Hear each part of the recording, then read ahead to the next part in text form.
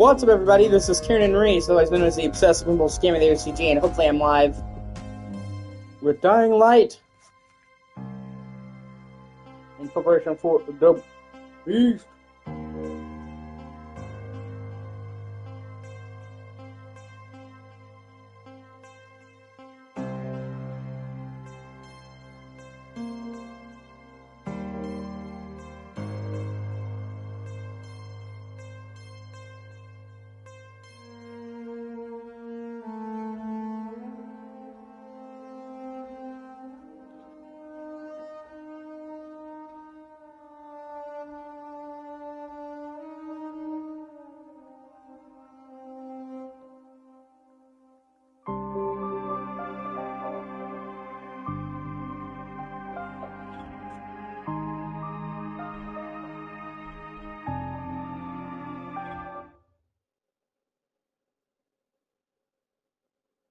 Saw Tahir at the school. He and his men were hauling all kinds of stuff out of there. The hell are they up to? Anyway, the fucker executed some survivors right in front of us. Nearly saw us. Time to sneak into that building.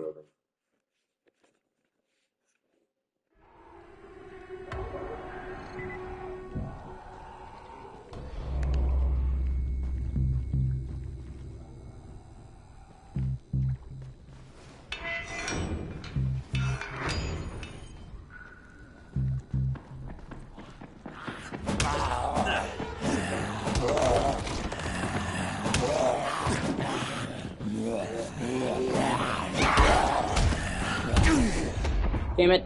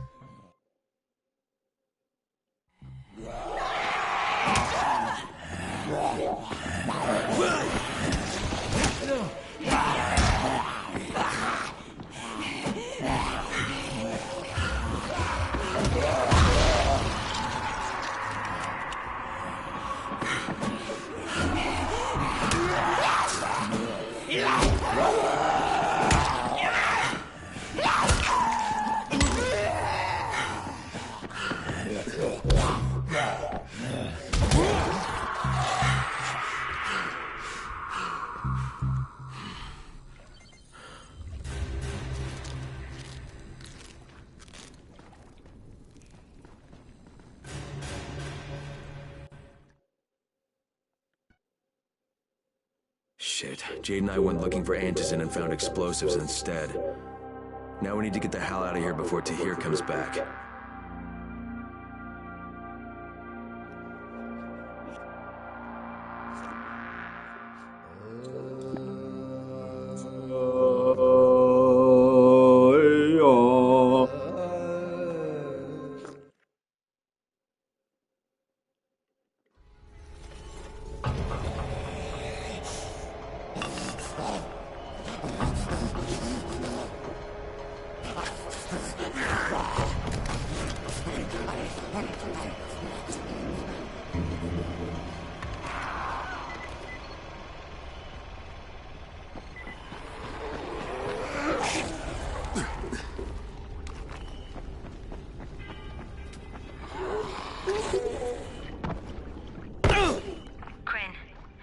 We needed to talk about other options if we didn't find any antizin. And we will, but right now let's deal with these explosives, okay? Okay, listen. I'll give the explosives to Saeed and you talk to Rahim. Make sure he stays away from that hive. Will do, don't worry. Don't worry? Right.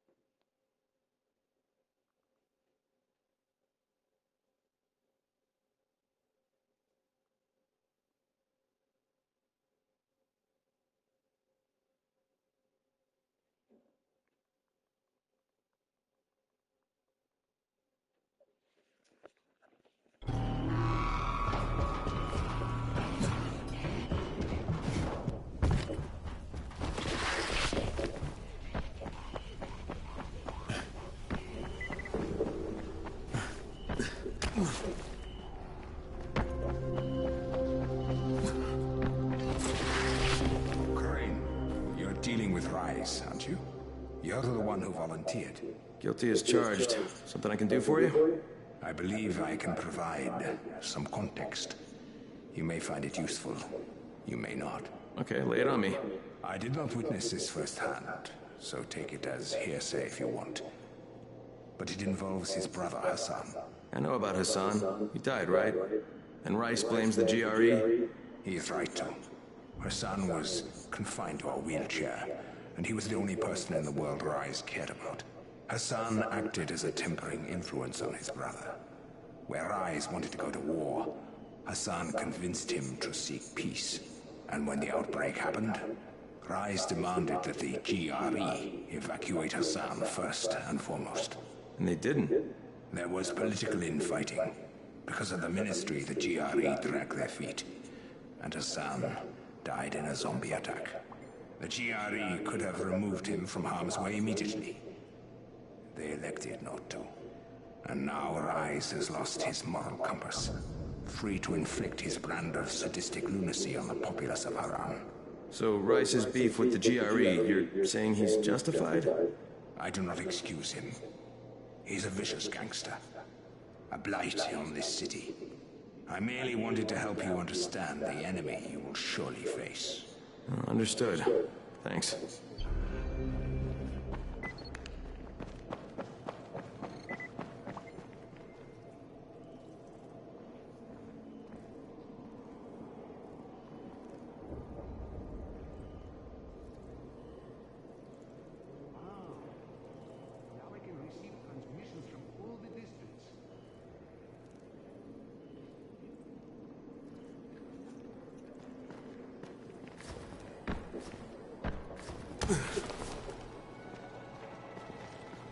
Hey, have you seen that house with the red smoke pouring out of it? If Rice's people spot it, they're gonna come knocking on his door.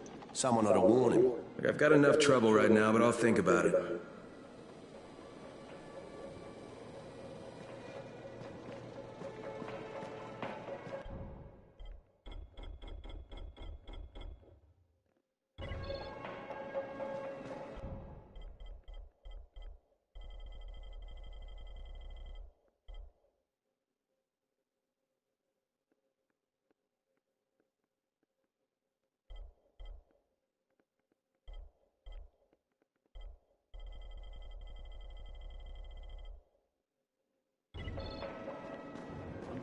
Calls from other parts of the city. There's a lot to be done around the tower. Sometimes, look at the board.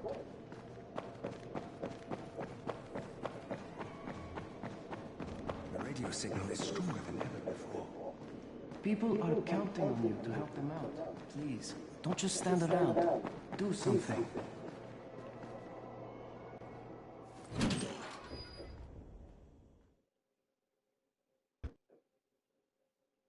Jade called me. She's taking the explosives to Saeed.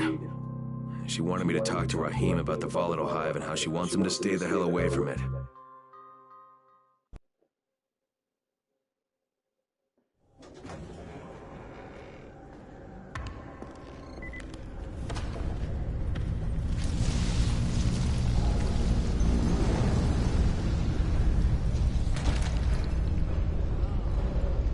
Now I can receive transmission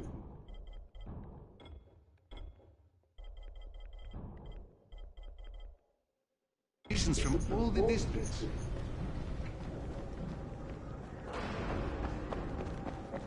Copy. All right, that's it.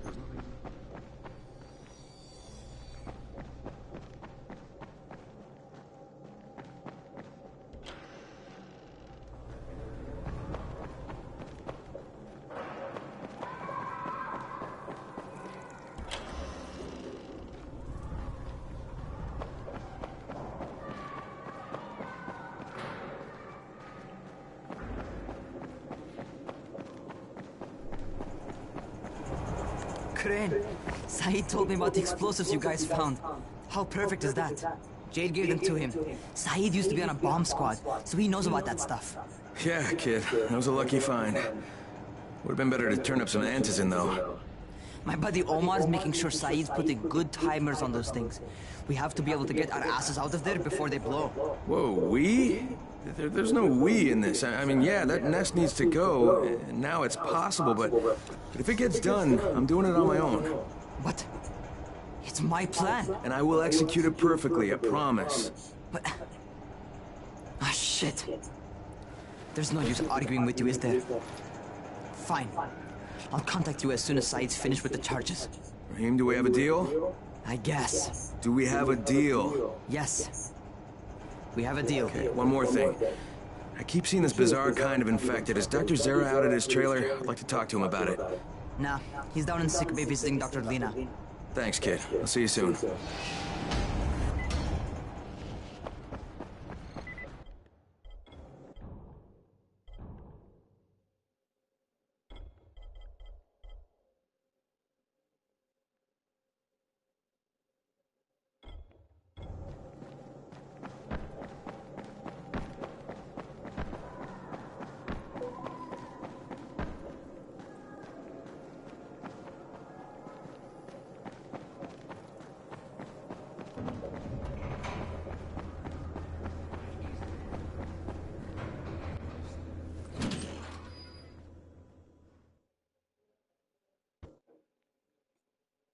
I talked to Raheem. I admire his determination, but he's too damn young. Plant explosives and blow up a volatile hive for his first mission? And I hope I got that stupid idea out of his head. Now I should ask Dr. Zera about that weird infected I saw in front of the school. Maybe figure out...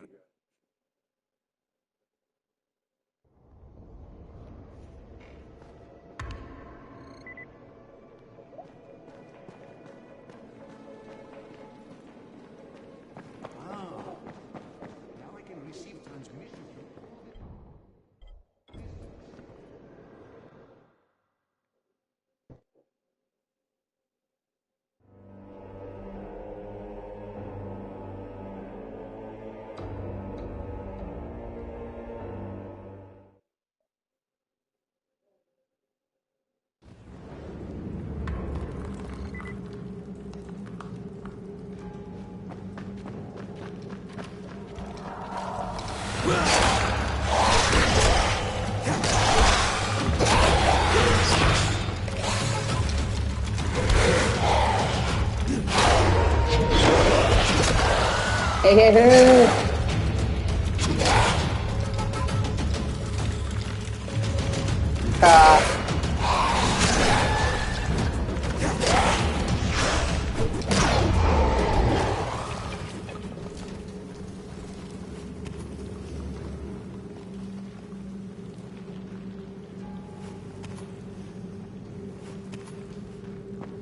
Samuel will be here soon, just dealing with people's bullshit.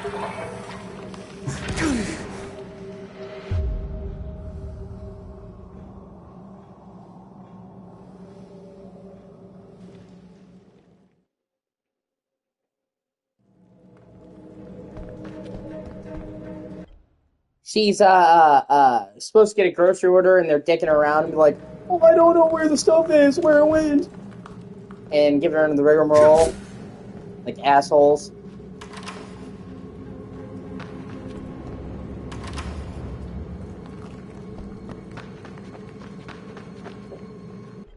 I introduced Samantha to the 70 Tales from the Crypt last night.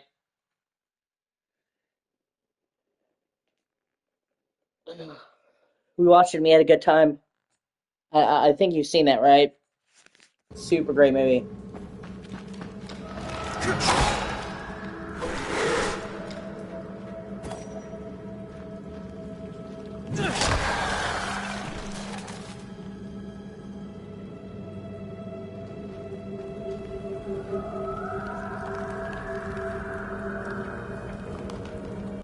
Shit, I got a muscle cramp.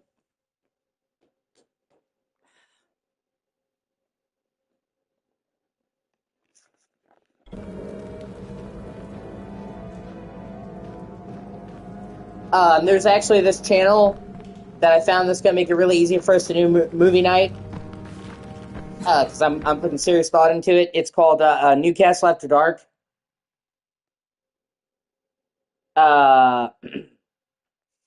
It's called Newcastle After Dark. It's a YouTube channel, and they introduce older movies that are out in public domain,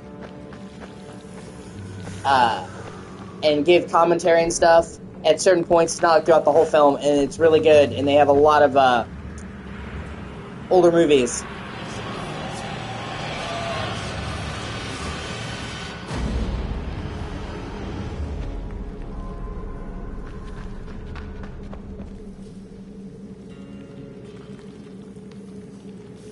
Oh, you do? Oh, you want to see Possession? Yeah, they have a lot of older movies on there.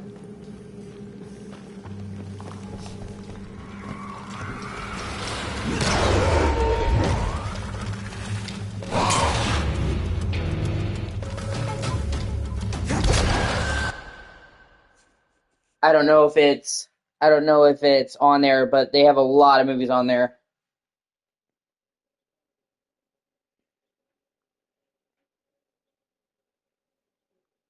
And they're older, but they're really good.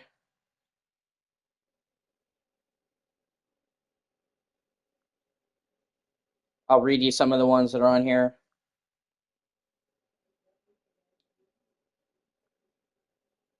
The Godsend, The Woman in Black. I think like the original Woman in Black.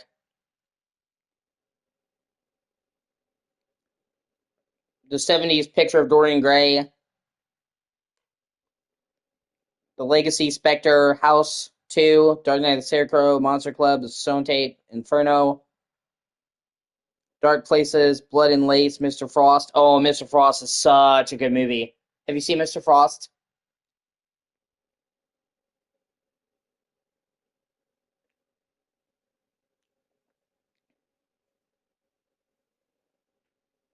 It's Jeff Goldblum at like the peak of his career in the 80s. Uh, but he's basically the devil, and he's interrogating this therapist, and who's an atheist, and like breaking her belief. He's fucking awesome in it. It's when he had like the long hair look. It's a great movie, and it's rare for him to play like a villainous role. Super great. Exorcist 3, Creepshow 2. Oh man, I love Creepshow 2. United of the Living Dead, the classic one. Uh,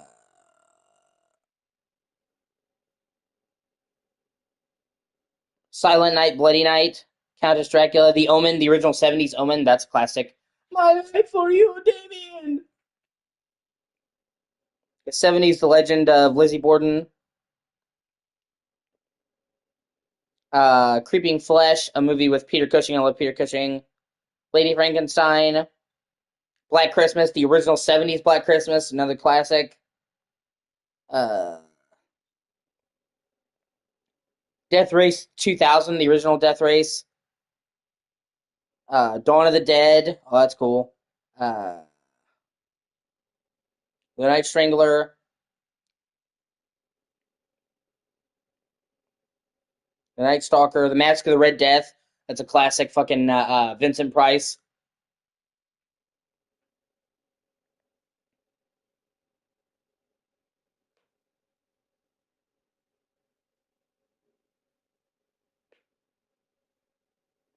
The original Stepford Wives. Trilogy of Terror. That's a really good one. Gargoyles, 1972. Yeah, like there's a lot of really good older movies,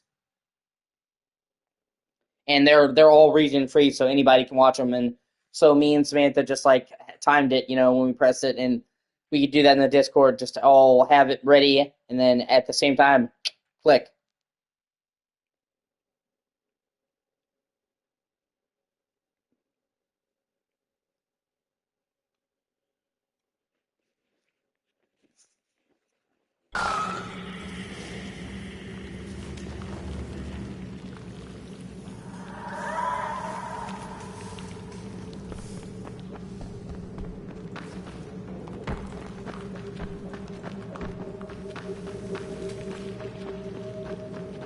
And I'm sure there's other older movies I could find. But you really wanted movie night, so I'm trying to make it happen.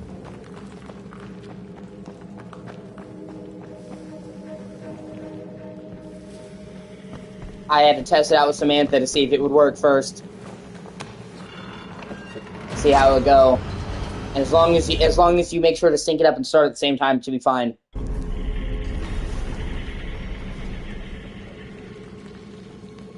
And it may be, if not everybody can show,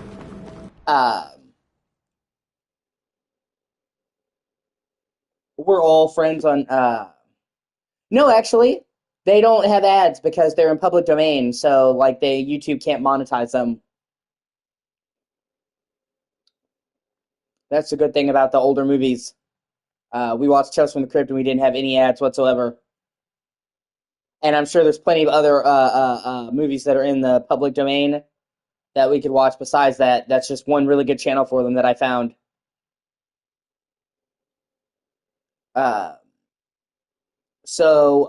you know, even if we couldn't get like everybody to come, worst case scenario, say me, you, and Samantha could all do it because I mean we all are friends on Facebook, so we could be in a Facebook chat texting each other while the movie's going on. That's what me and Samantha did for Tales from the Crypt. We started up and then we were texting each other on Facebook the movie, and it was a lot of fun.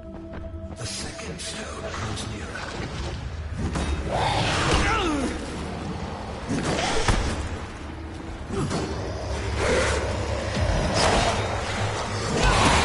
I'm sure there's a way to share like a full-on streaming site, but I'm not really savvy with that stuff. Leah was supposed to show me how, but then, as you may remember, she went all crazy and was trying to force her nudes on everybody, and she had to go.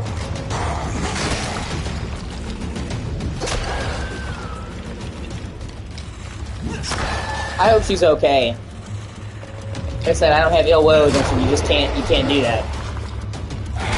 I mean, you know, I already felt weird letting her ask other people, but if she wanted to ask other people privately in the group, okay, that's her prerogative. You know what I mean?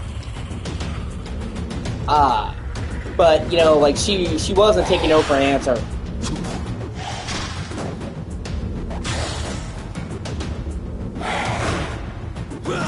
And that's where you can't do that. You know what I mean? And like if she'd asked, I could have like tagged everybody and asked, "Hey, she's having a bad time. You know, can you donate to her?" Like there were so many other things we could have done, and she made like Alex really uncomfortable. And I already told you he's already kind of chaste or chaste because he's like old school Catholic. Yeah, you did. Yeah, exactly. You know, and she didn't have to be forcey about it or anything. Exactly.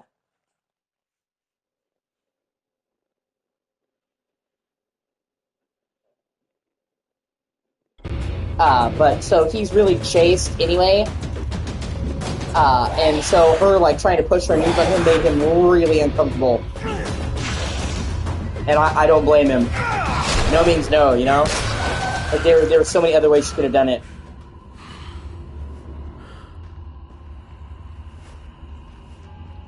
Like I said, I hope she's okay. I wish her well.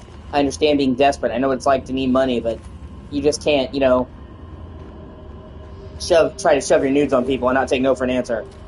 Yeah. Well, you know what I mean. I mean, obviously, it's not okay at all. I'm not saying it's okay. I'm just saying for Alex, it's really not okay because, like, that deeply, you know, morally offends him in his religion.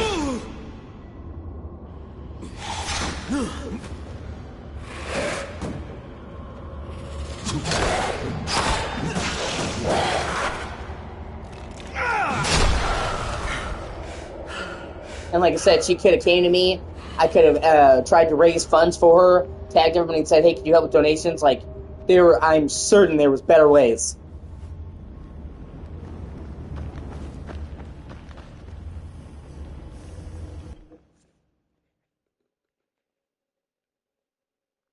And I gave her plenty of warnings. I didn't just boot her, you know what I mean? She just wouldn't stop. So I still hope she's okay. Yeah. Yeah, like I said, I hope she's well. I wish her nothing but the best. Oh, no. We're talking about the chick I mentioned before, Leia. I remember I said she was in my group, and I had to kick her out because she was trying to get people to buy her nudes and wouldn't say, wouldn't take no for an answer. I mentioned her to you before, Sam.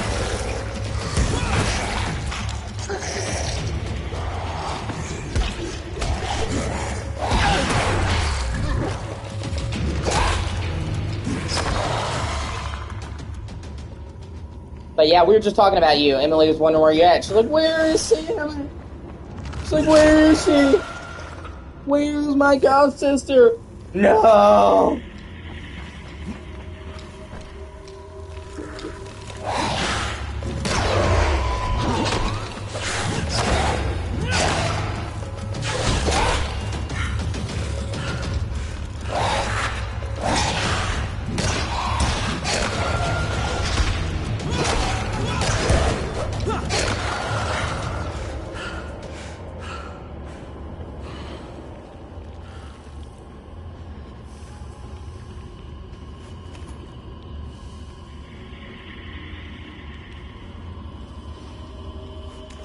God, I've had that happen to me. One time they really pissed me off because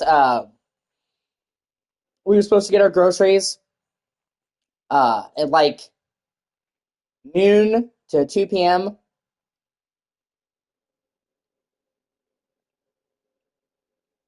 They generally give you like a window of several hours. And 2 o'clock came. 2 o'clock came. And they still didn't do anything. They didn't do anything. But they didn't cancel the order. But we couldn't reach the driver. We couldn't do anything. So my mom just gave up and like, we're going to get a refund. These motherfuckers show up at 11 p.m. at night. I'm like, what the fuck? And I woke my mom up. And I'm like, what the fuck? Like, she was so angry, understandably, and we got the groceries done. But I'm like, holy shit, man, to just not answer for hours and then show up in the middle of the night. Like, what? Thankfully, that only happened that one time, because that was fucking crazy. My mom was fuming, because she had just laid down to go to bed. She's taking the explosives to Saeed. She wanted me to talk to Rahim about the volatile hive and how she wants him to stay the hell away from it. And my mom had been checking all day. You know, my mom, yeah, they were fresh. They sent them out at 11. They were fresh.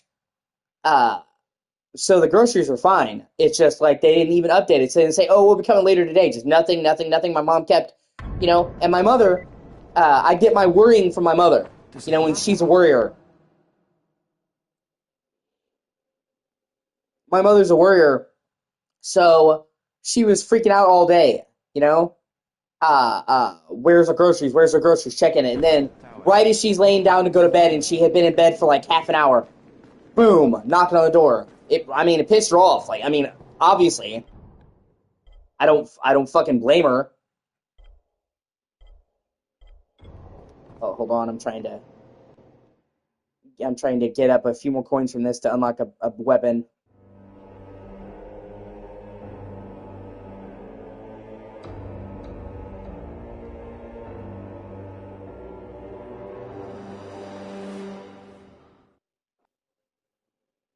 You'd think they'd at least give us an update on the app, later today or fucking something,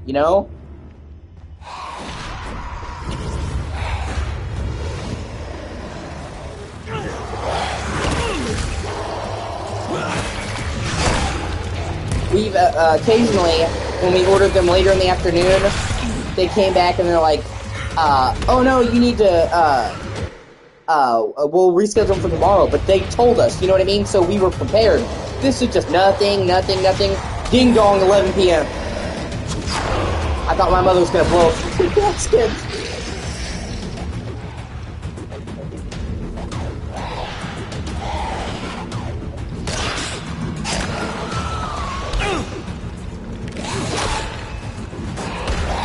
And let me tell you something, you do not want to get on my mom's bad side. You really do not.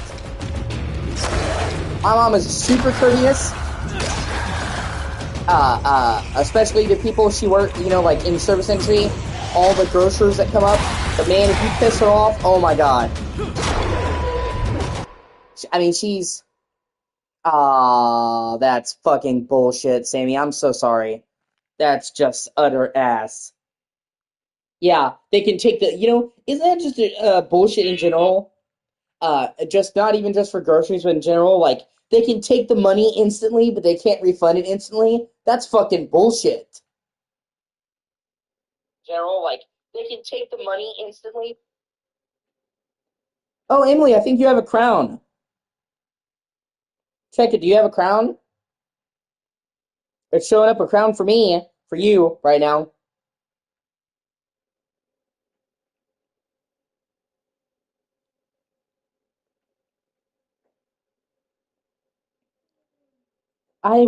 Like, it sucks too, because you can literally see you have I'm trying to get it to the camera, you have a crown and it says number 1. I really don't know why it's not showing up for you, it's fucking weird.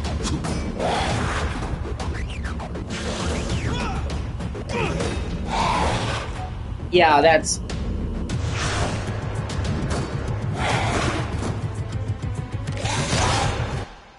try turning your, YouTube to YouTube Dark.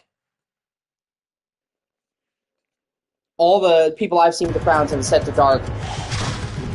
Yeah, see, even Sammy sees your crown. Like, what the fuck?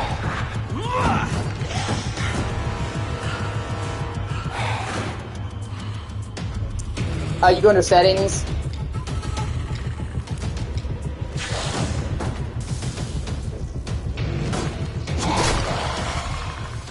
I don't know then.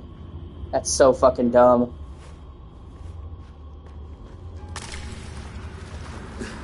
I don't know why, just for some reason, it's not showing you the crown. And everybody else is seeing the crown, and they're seeing your crown. That's the kicker.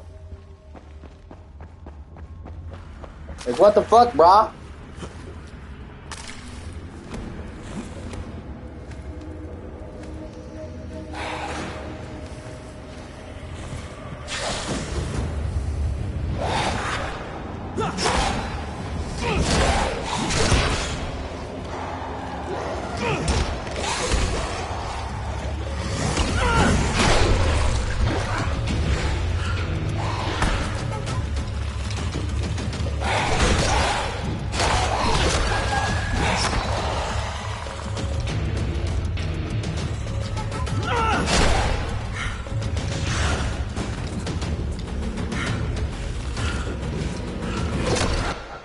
Come here, baby. I always got room for you. Come here, Echo.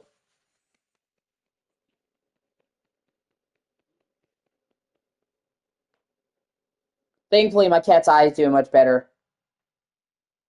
Okay. Well, at the very least, you know, now you can be more cultured. Only fucking heathens use the light mode. Just hurts your eyes. Yeah, it is. We think someone just got stuck in her eyes and irritated it. Now that me and my dad cleaned it out, it's healing. Her eye was looking, don't do that. Stay on the dark side with us. The dark side is bougie, Emily.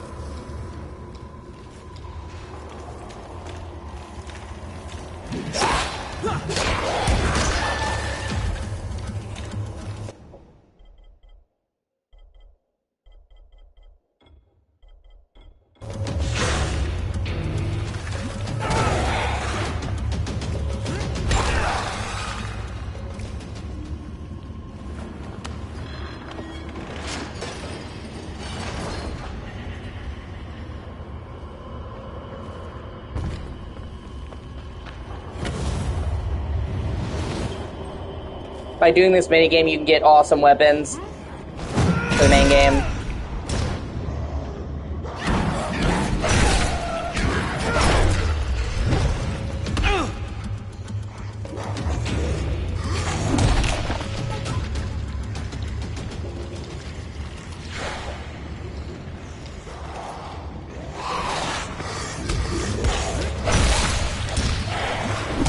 Oh, you okay? You deal with the hairball, baby? I'm here. I got you. Yeah. So right now I'm dealing with the makeshift chair. I'm having to prop my fucking self up because this chair is too like short off the ground. I might have to adjust the camera see if I can do it shorter because if I'm like this, no, it sounded like she was coughing up a hairball. Uh, you can't really see me.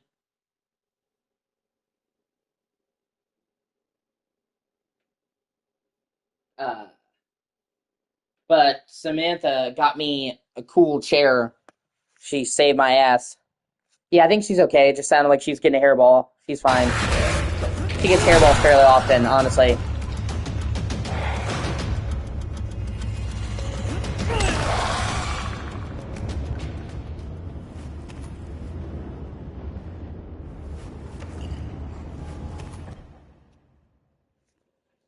Hold on, let me see what you're saying.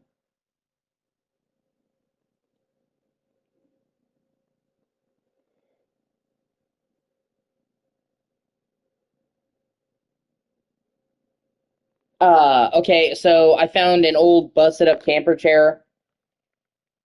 Hey, it's not ideal. Like I said, it's too short. I'm having to lift myself up. Uh, if I don't push myself up like this, you can't see me.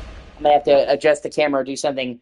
But it's working for right now, and is a suitable replacement. And then Sammy fucking came in clutch once again, even though I didn't even ask her to, and got me a cool chair kind of hammock thing. I don't know how to explain it. I'll let Sammy explain it to you, but it's super cool.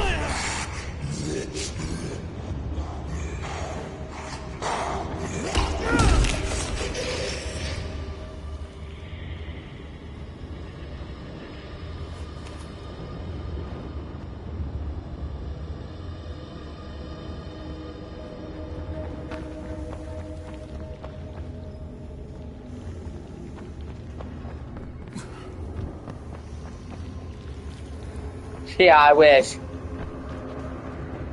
No, she's just really good with managing numbers, I swear.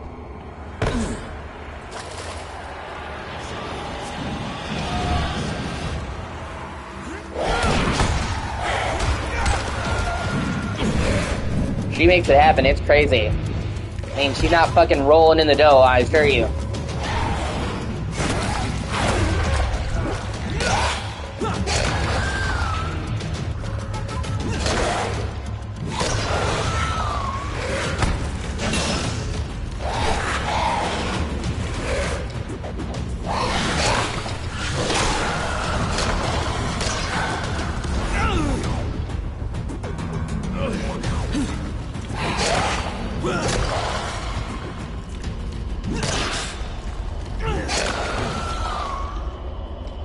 Yeah, see that's fucking awesome. So it can double as a bed or a chair. Like, that's sick.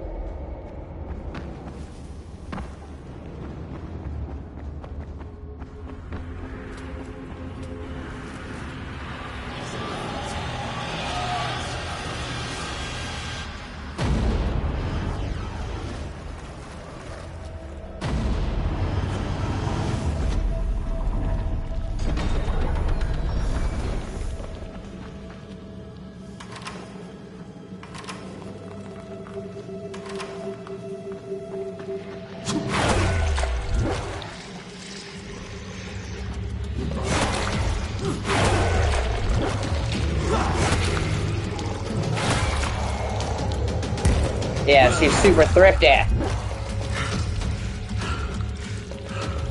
Come on, get down with the thriftness.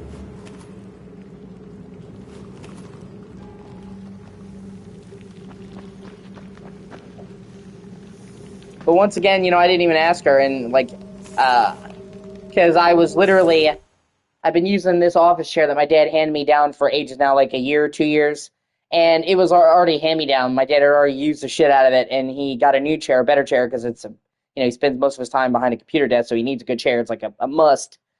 And so he gave it to me, and I'm not going to complain, but it was already worn down to begin with, and then I just was sitting in it every day. I just worn it down, and then yesterday afternoon, I was sitting there playing the game, and I went back, and it's just like the entire left arm basically like fucking disconnected, and the whole thing went back like 45-degree angles to where I almost couldn't even sit in it anymore, and I felt unsafe, so I'm like, fuck, I can't sit in this chair anymore, and I told Tammy, I'm like, I don't know what I'm going to fucking do, you know what I mean?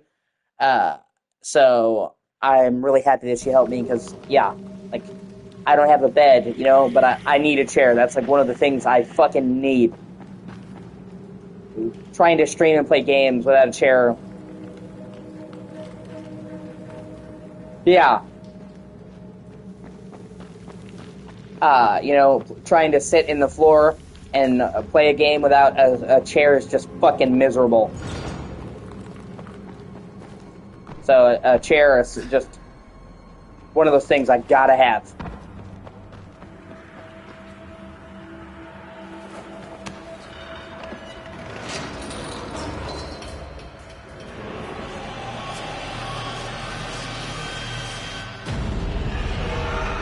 And I had looked, and I knew I had a crappy another chair somewhere, and I found this chair. I cleaned it up a bit.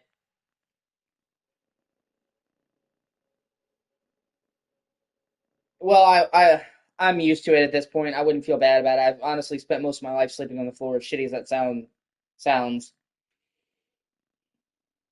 But it will be nice to have something that like I can turn into like a bed and just sit there and chill.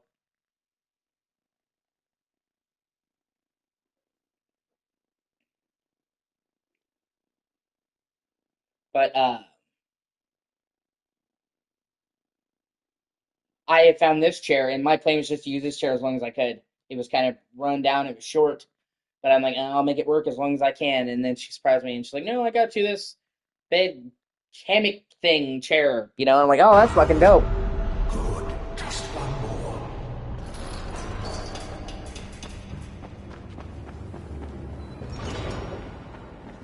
And it's crazy the amount of shit that she's done for me. It's also crazy the amount of shit you've done for me.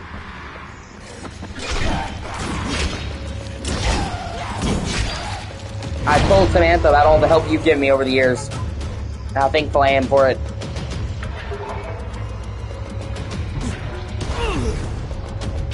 I just said, our agreement is every now and then I have to let you peg me and do butt stuff, so...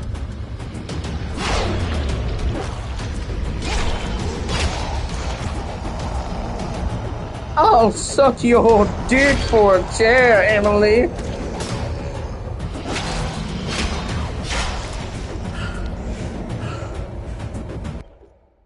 But she, like I said, you've both been such a positive force in my life, and I appreciate you both. I really do.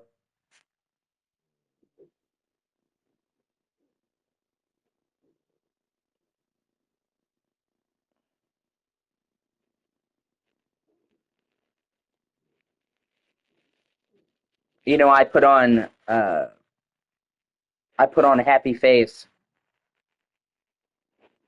but the truth of the matter is, very seldom am I actually happy. And Samantha has honestly brought like genuine happiness to my life for like the first time I can remember.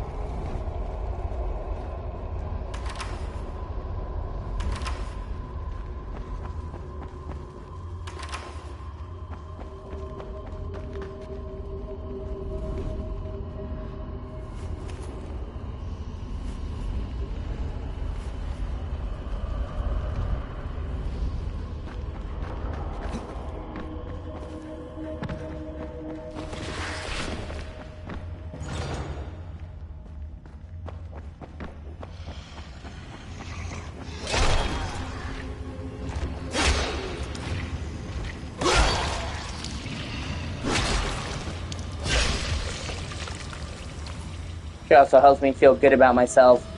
And normally I never fucking feel good about myself.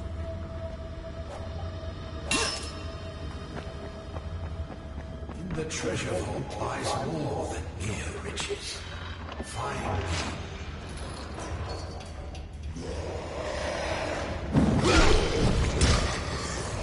me. Yeah, I think I'm good now. Treasure good, Katie Echo. I love you. Jade called me. She's taking the explosives to Saeed. She wanted me to talk to Rahim about the volatile hive and how she wants him to stay the hell away from it.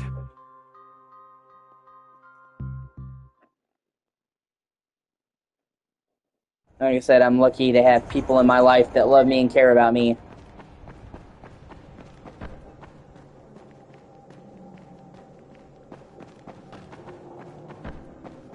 And in general, I, like...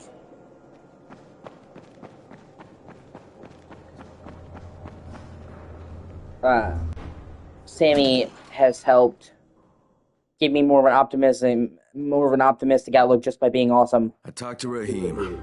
I admire his determination, but he's too damn young. Plant explosives and blow up a volatile hive for his first mission? And I hope I got that stupid idea out of his... She brought, a lot of joy into my life when I felt like there was no joy and I was just surviving. She made me feel alive. And from there, it was just like a ray of hope that I've been building on, that's helped me change my outlook and be more optimistic. Just because I constantly felt bad, and I felt like I didn't deserve to be happy. I didn't feel any happiness, and she made me feel good about myself. She made me feel happy, and just being around her makes me feel happy. And from there, I've been using that as like a springboard to just be more hopeful. Like I said, hopefully you can tell that I'm just all around in a happier mood.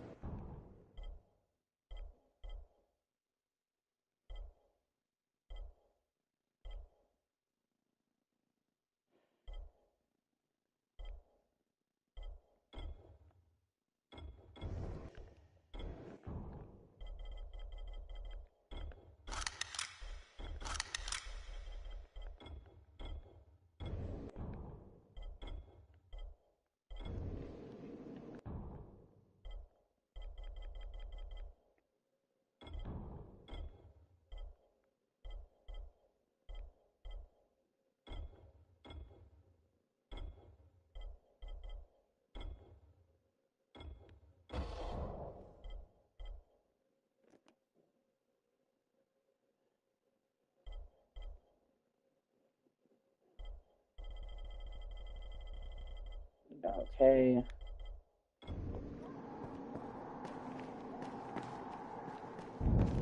Much easier to communicate.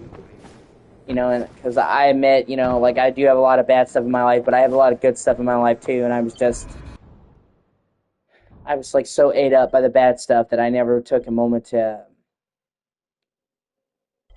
find the good stuff, and I needed to. And in general, I just feel energized, and I feel much better.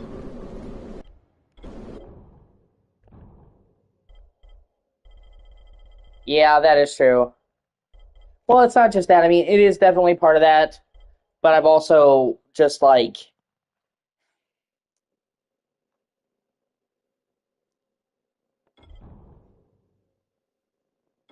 in general, been just too down on myself,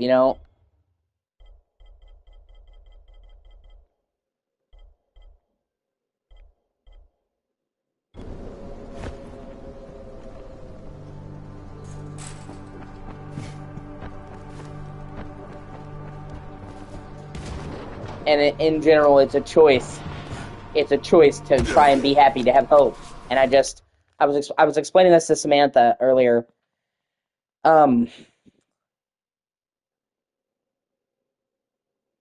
You almost get comfortable with the misery because as bad as it is, as shitty as it is, you know what you're getting into, Whereas it is so devastating to get your hopes up and then have them dashed. And so it just became where, like, I wasn't happy, but I was almost comfortable in my misery.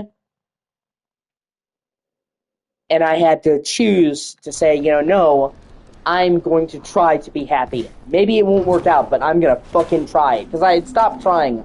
I had stopped trying a long time ago. Alright, Echo, you get up. I'll be here if you want to come back. Love you.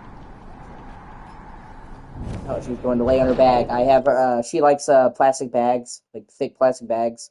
She doesn't eat them. She likes the crinkles, so I have one set up from the store for her so she can lay down and chill on her crinkles.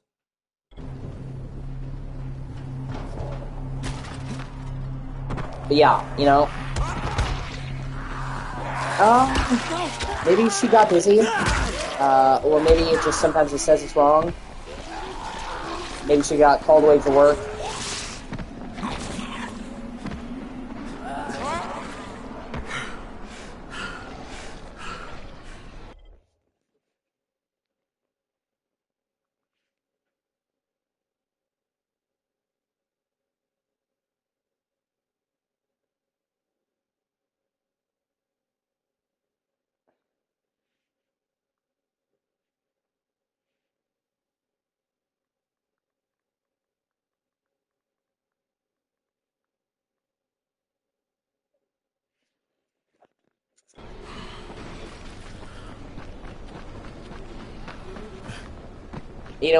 It's not perfect. It's not always going to be that way.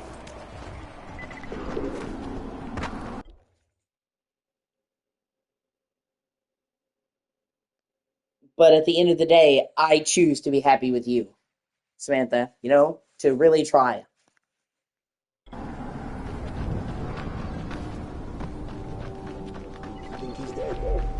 Get him!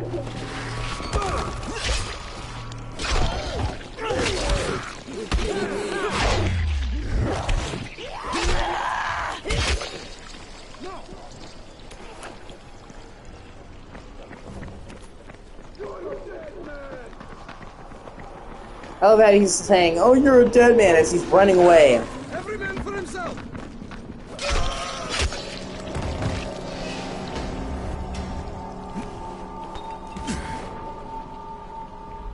You're a dead man. Yeah, exactly. And like I said, I mean, it's not going to be perfect. There are days when we both deal with bullshit, we're both upset, but I choose you, and I choose to be happy with you. And that has changed my whole perspective on a lot of things.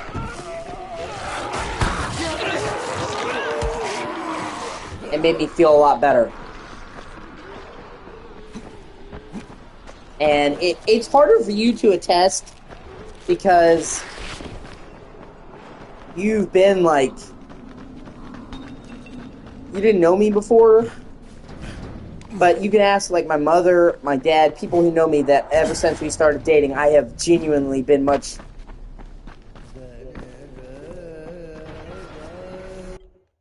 Oh, okay, gotcha. Yeah, see, she's working and somebody stopped by. I gotcha. What was the last thing you remember me saying? Ugh.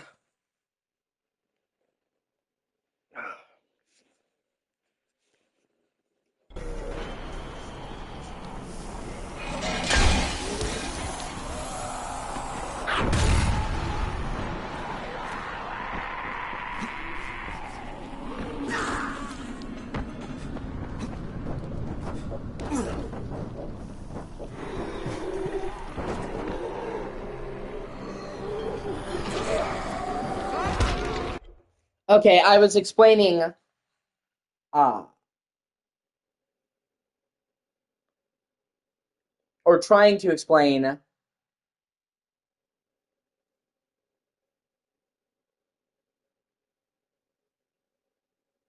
how my outlook on life has changed because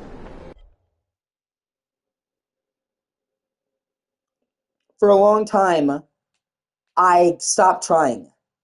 I was just living. I was just surviving. I mean, I wasn't living. I was just surviving.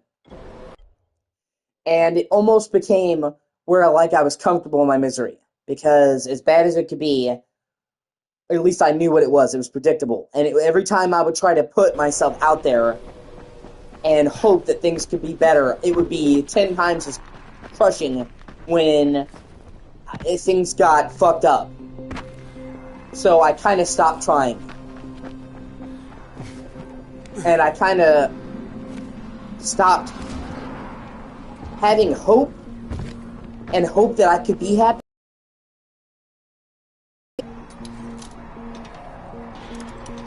And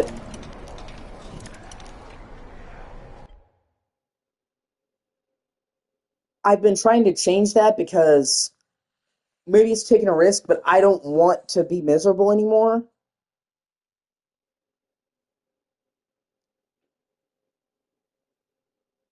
It's a choice that you make.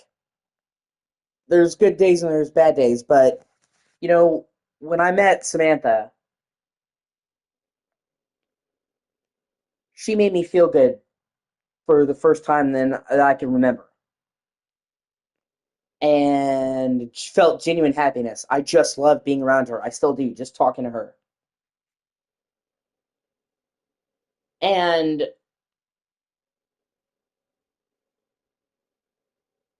that combined with her making me feel good about myself gave me hope. Well, hey, maybe there is somebody that loves me for me, that chooses me, that I can be happy with. And, you know, the most important thing was deciding to embrace it.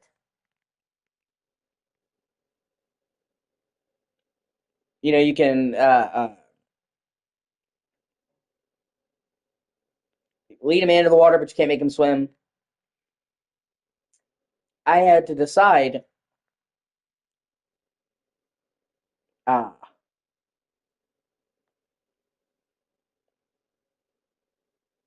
that I wanted to be happy, that I was tired of being miserable, that I was going to look at the bright side more instead of always dwelling in the misery because I was so crestfallen that I stopped seeing anything good in my life. I was just defeated. And God, I don't even know how long I was like that. You know, and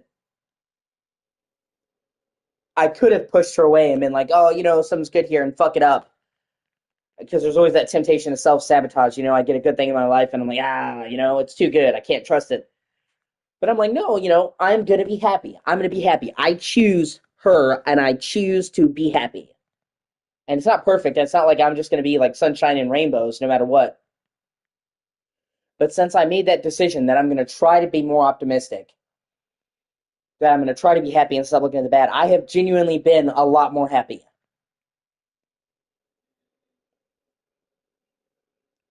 Well, I mean, a lot more. I've been happy. Uh, for the first time, and I can remember I've been happy, you know? Uh, and it feels like somebody let the air back in the room. Like I can breathe again for the first time.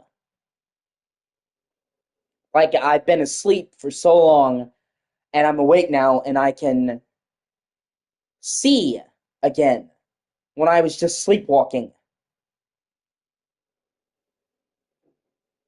And, you know, Samantha, she can't really judge that much because she met me like right at the start of this turnaround and it played a part in it. Obviously, you know, I mean, I had to make up my mind, but my mother, my father, and hopefully you, Emily, can see that I've just been a much happier person.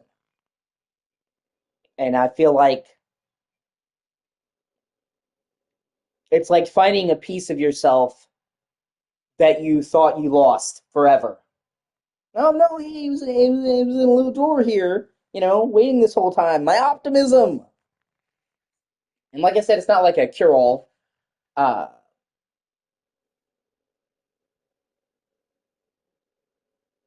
but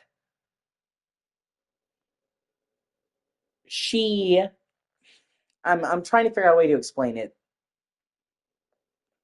For so long, I felt like I wasn't good enough for myself, for anyone else. I felt worthless.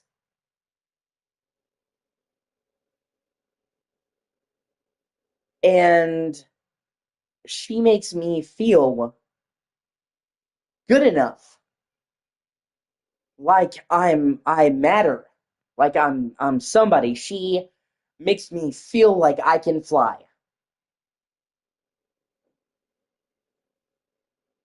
And that is why I want to be with her, why I'm going to be with her, why I'm engaged to her, because I have this feeling when I'm around her, when I talk to her, and I don't ever want to let it go. And there are things in this life that you hold on to, and she's one of them.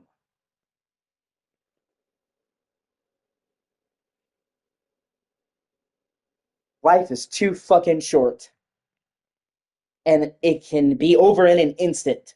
Without warning, I learned that the hard way. So, I've technically not known Samantha in an extremely long time, but fuck, man, I love her so much. I can't imagine not being with her, not having her in my life. It feels like a different life before I met her, and I looked for that feeling of hope for so long, and that when I found it, I wasn't going to let it go. It's like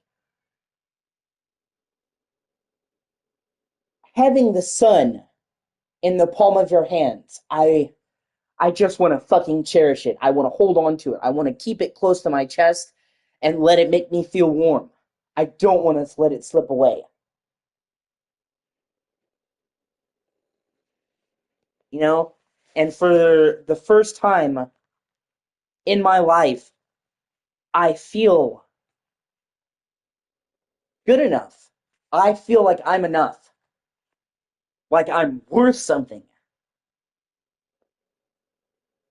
And that is like, you can't buy that. You can't put a price tag on that feeling.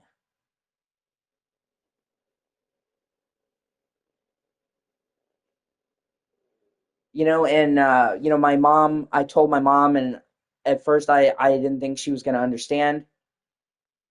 Like, you've been talking to this chick for a month, but you get it. She said, your dad wanted to marry me within a week. She said, sometimes you just know.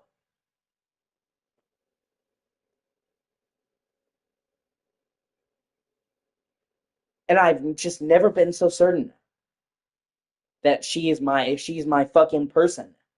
She's my person.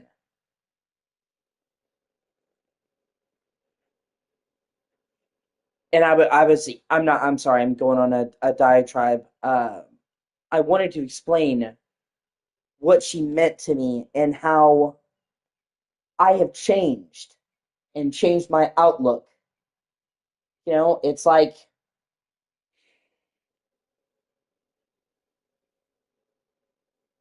I spent so long in the dark that I forgot what it felt like to feel the sun on my skin. And that's what she makes me feel. She feels like the warmth of the sun on my face. And I've taken that and I've embraced it and decided that I can be happy, that I am worth it. And I am so much more optimistic. I mean, obviously, like, I'm, still recovering from being sick. So not like super fucking chipper right now, but in general, since we have been together, I have been so much more hopeful, so much happier, so much more optimistic.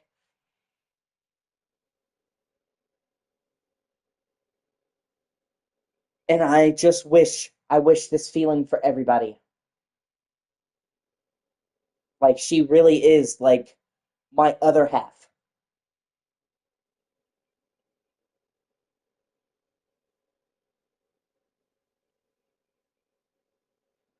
yeah, and, as she was saying, it's hard, but, man, when you find something this precious, man, you fucking fight for it. Anything worth having is worth fighting for. If you aren't willing to fight for someone, then you never loved them to begin with.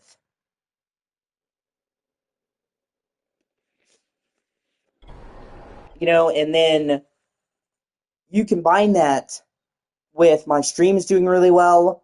My channel's metrics are up across the board, like way up. I'm at like 458 subs now. And like the Discord is coming along really well. We've got like a nice community now. And I just really feel like my life has come together in a way that I never dared hope of, you know?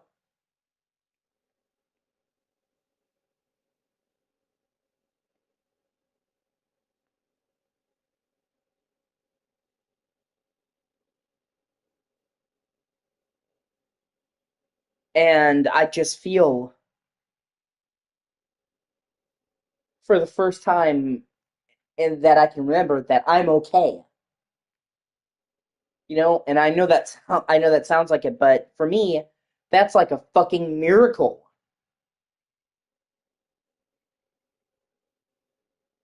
I even when I'm down, when things are bad, I can sit there and I can think, even if things are bad, I've got her and she's got me. It's gonna be okay. And yeah, like I said, I wanted to make you understand.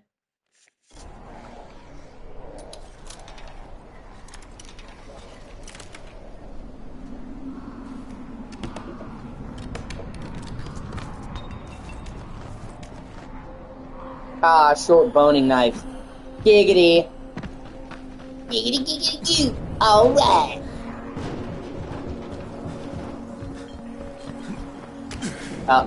Now I'm wondering if I scared Emily away.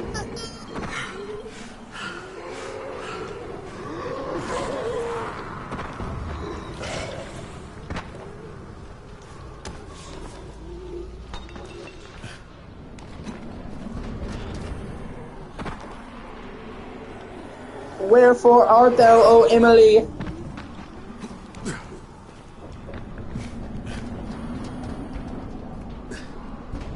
Where hath the Wisconsin cheese cream gone? Okay.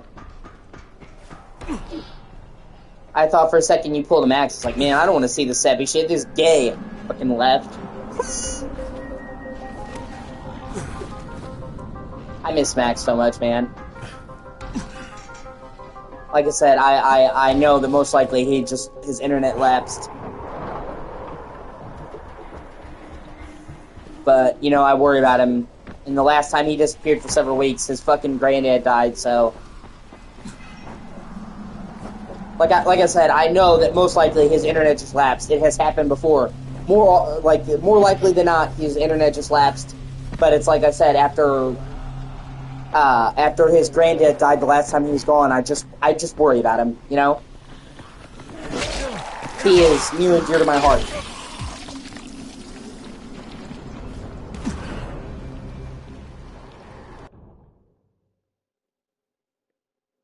Honestly, I don't even know, how fucking, how Steph is, living his life and coping with his life, without somebody constantly talking about him getting rear-ended by Tyrone.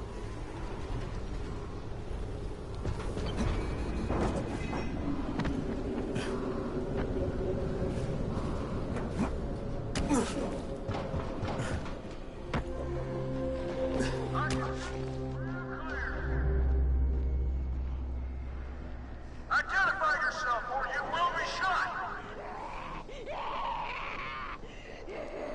Come on!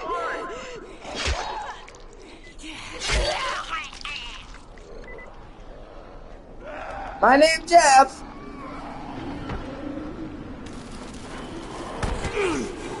Although this game actually predated the Jeff meme. Quite a bit. Oh yeah, I don't know if you saw it, Emily, but Alex watched Borat the other night, and he thought it was fucking hilarious. I'm like, I'm glad. Like, dude, I love fucking Borat and Bruno, man. Sacha Cohen Baron, fucking awesome. He's nice.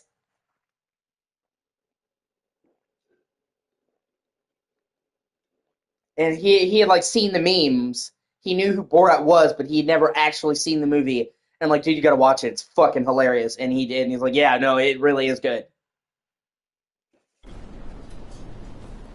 And like, he's such a talented actor, man. This is the Fort Jefferson Tower, and you will address me as Commander Jeff. Commander I Jeff. make the rules here. Is that clear? Ah. Not Brecken, not Rice. This is Jeffville. Jeffville. Jeff Land. Or Jeffertown.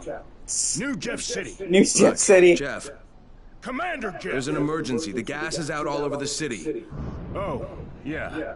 That was me. Will you shut off the gas? Installation of the Fort Jefferson Apocalypse Wall required a temporary interruption of the civilian gas supply. But I'm all ready now, so you can turn it back on. Yeah, I think that's going to be your job. No can do. I'm too critical to base operations. We'll have to send someone who's expendable. Commander, I'd like to volunteer. You're a good man, whoever you said you are. I hate to lose you. Now, go open the quadrant allocation valves, plus the primary distribution gate.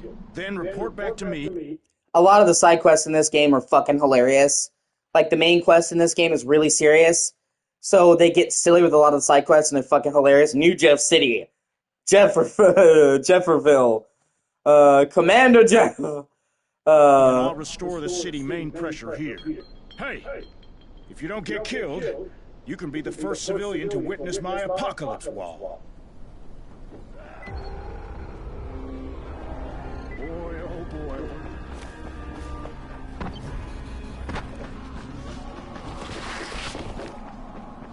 And of course, a few years after this game came out, the whole "My name Jeff" became a big deal. So in hindsight, it became even funnier.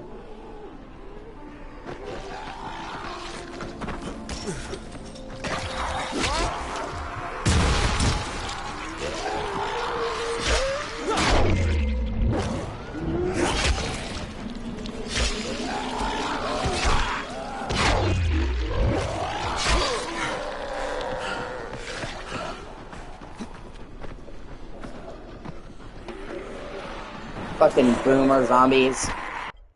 God, I hate those fucking things. They just fucking walk up on you and explode.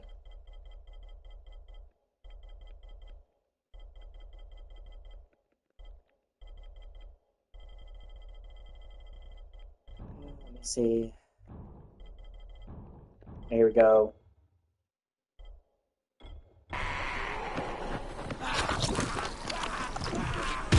God, those things are so fucking gross.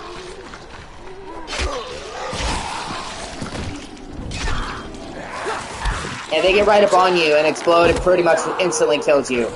They can ruin your day real fucking quickly.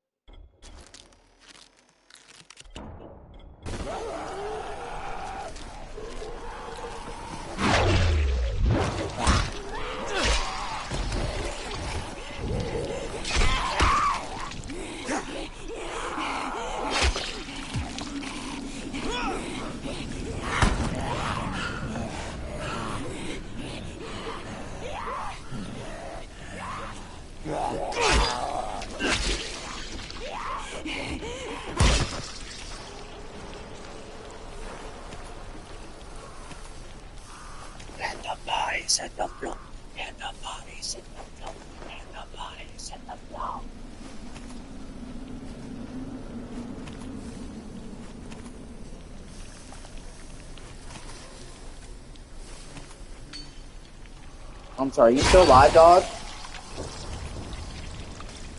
Not anymore, bro.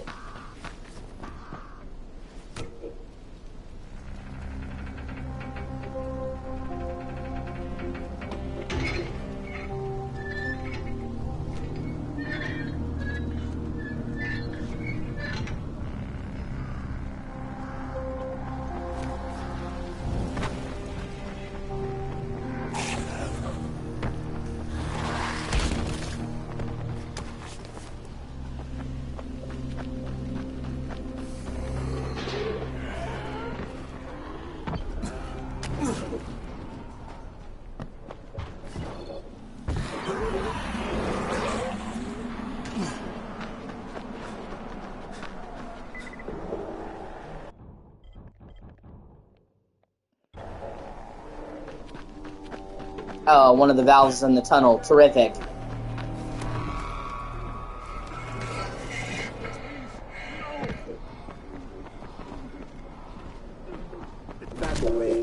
Surprise, motherfucker!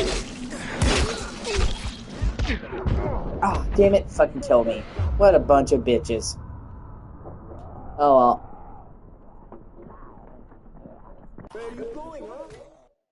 Where'd you going, man?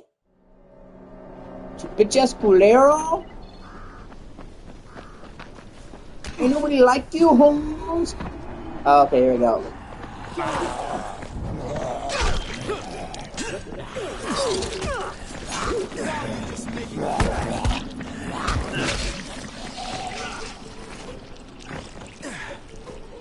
Really, bro?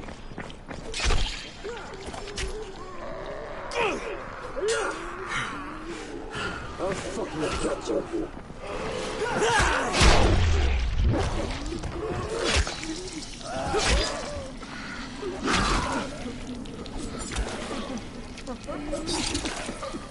I love these guys because if you smack their tank on their back, they float through the air and then blow up. It's fucking amazing.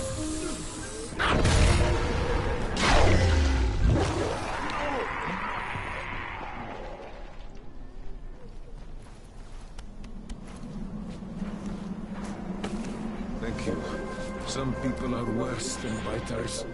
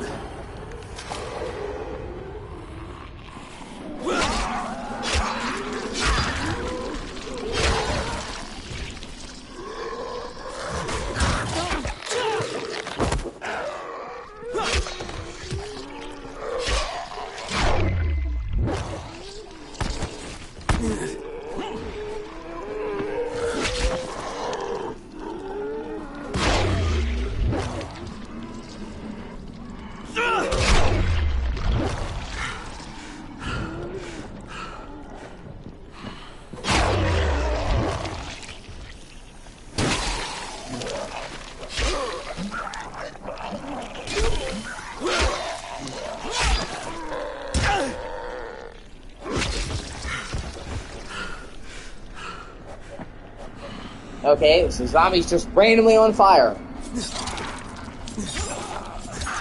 I don't know how the fuck that happened, but alright.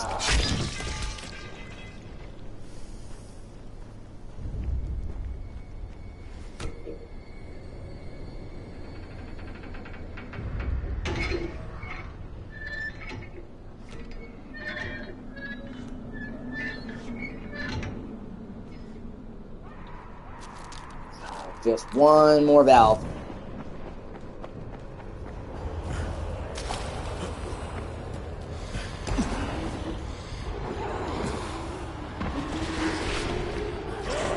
Whee!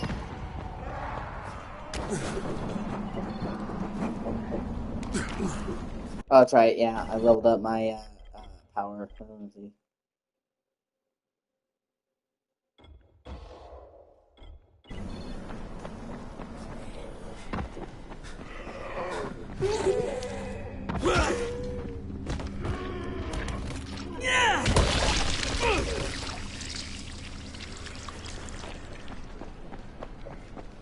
Yeah.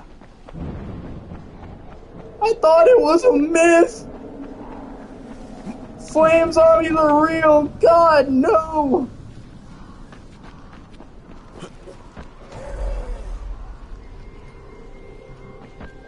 Okay.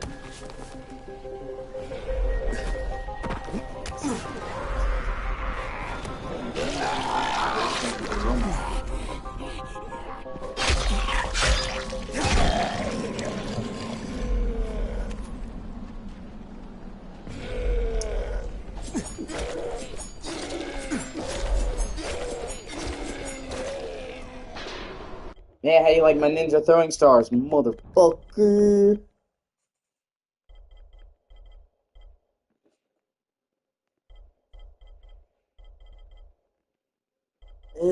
Ba ba ba ba ba ba.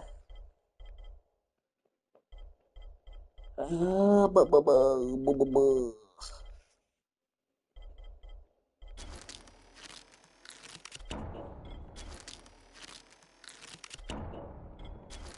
Can never have too many throwing stars.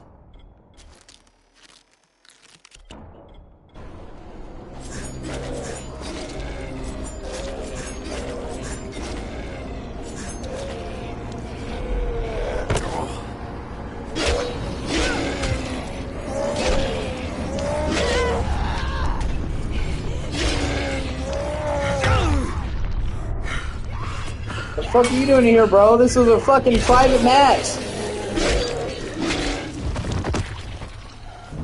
What an asshole.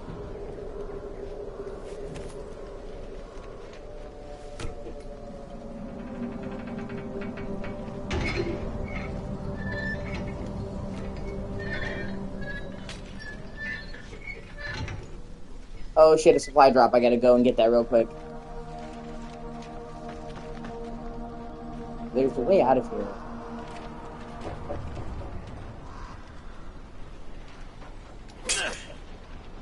Or there should be. Hold on. Where the fuck? Right. Oh, okay, I can just jump over.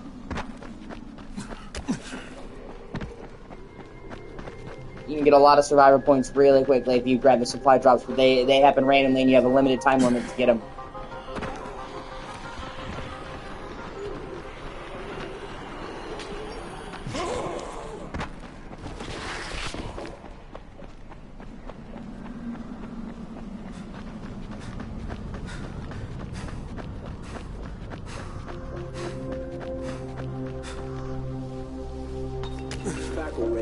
This doesn't what the? Oh, you know, I actually do think it concerns me. You want some more? Kidding me?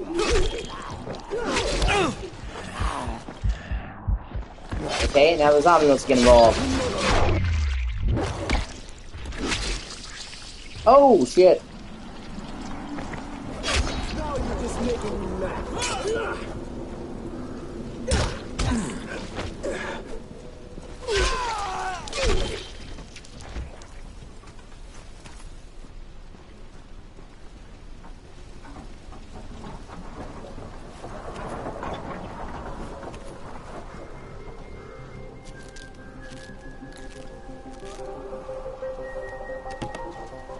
Loot!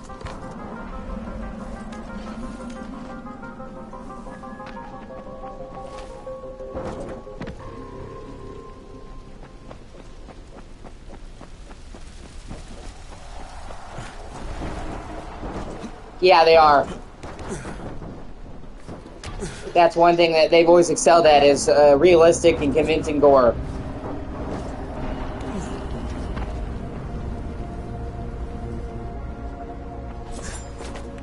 Yeah, exactly. Just imagine how good the gore in the beast is gonna look. It looks fucking tight!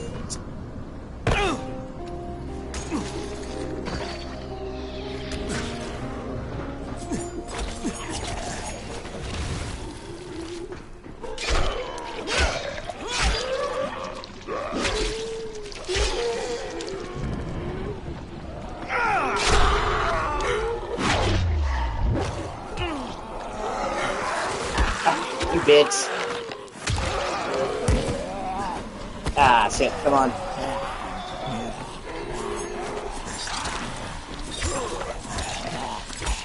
I'm the fucking Oprah Winfrey of throwing stars. You get a throwing star. Oh.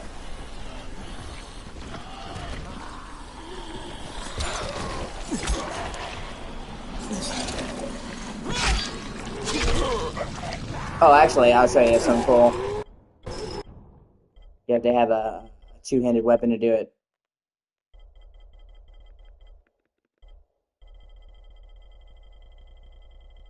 Which I do, thankfully. Let me see.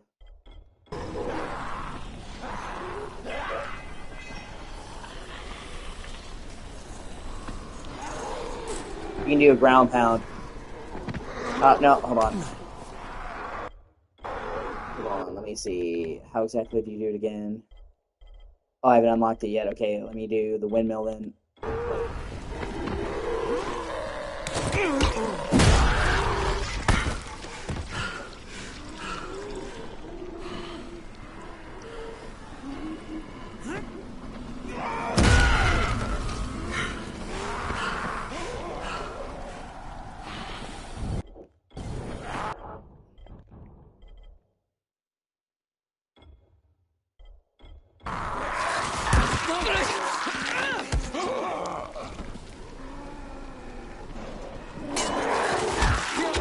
Oh my god, get off me.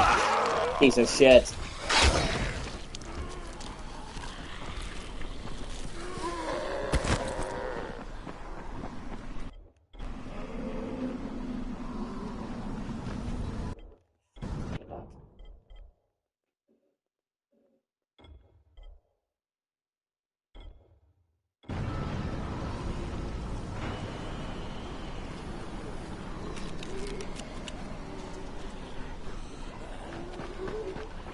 Hoo-yah!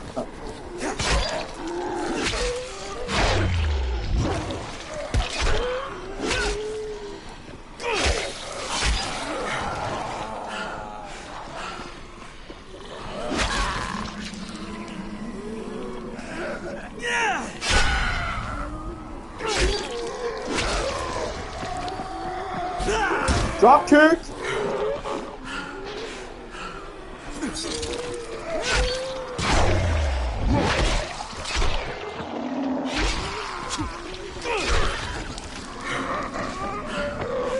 That's another reason why I thought Emily would like this game, because she's a gore fiend. If she was addicted to a drug, it would be gore fiend.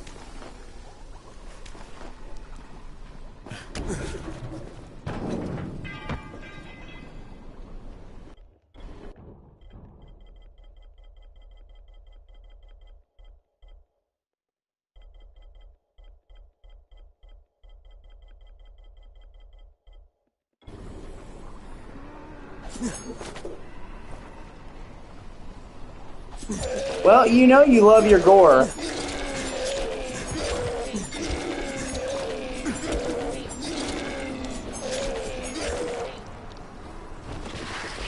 I don't think I've ever met a person who loves gore as much as you do. Well, Samantha, but that's debatable. You are obsessed with the gore.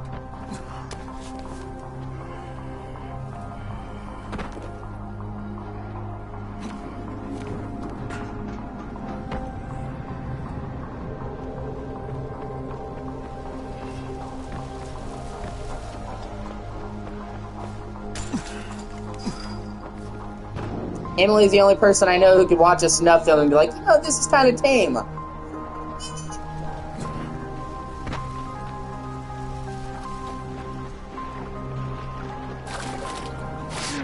Okay, I have to swim under.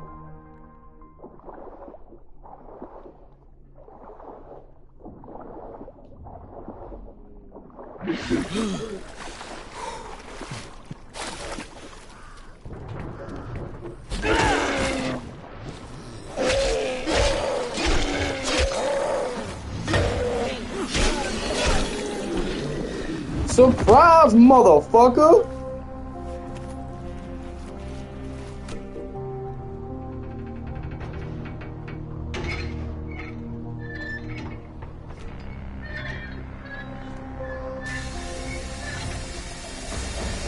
Oh shit.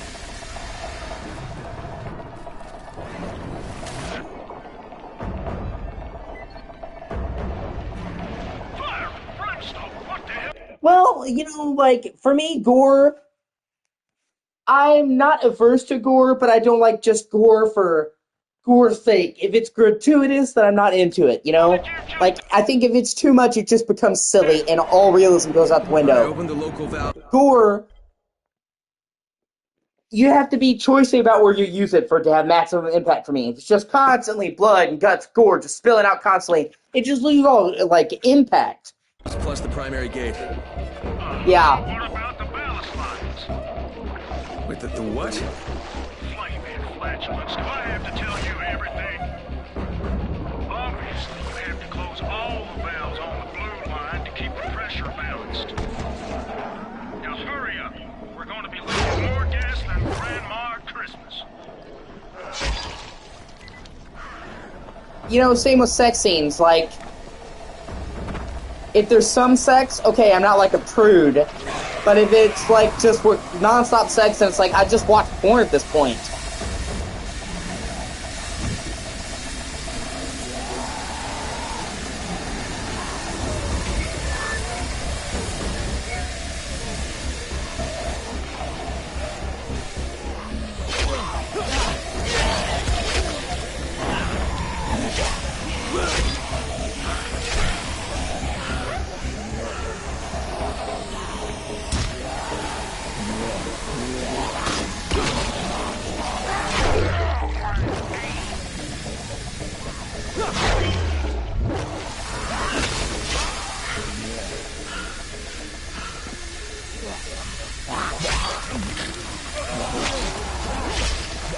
It's the same where, like, and I've told this to Emily before, one of the biggest mistakes that a lot of horror movies make, I think, is that they feel the need to constantly be trying to scare you 24/7.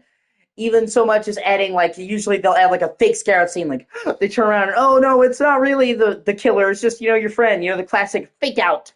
Because they feel like if they're not constantly, ooh, then, well, they'll get bored. But if you do that and you're just going, you know, bop, bop, bop, bop, bop, it loses all tension. You need to have the lower tempo moments so that when the shit gets real, it sticks out. Because if you're just going 10 all full stop, it loses all impact eventually. You know, truly great horror movie for me, it's like peaks and valleys. You have the slow moments to kind of calm down, introduce the characters, add the dialogue, you know, to make you actually care about the characters. That's another thing that separates a good horror movie from a great one. I actually really like the characters. They're not just cannon fodder. Like a truly great horror movie, if somebody dies, I'm like, ah, shit, I hoped he would have made it. She would have made it. You know what I mean?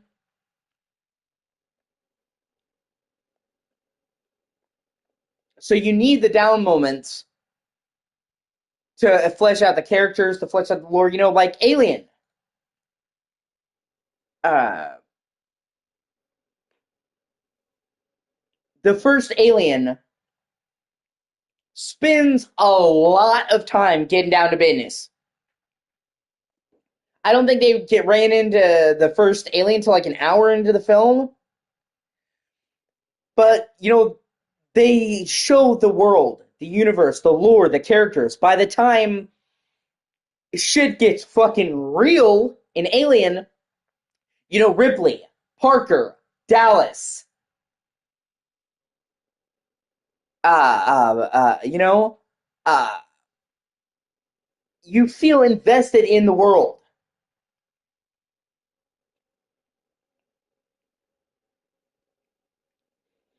So,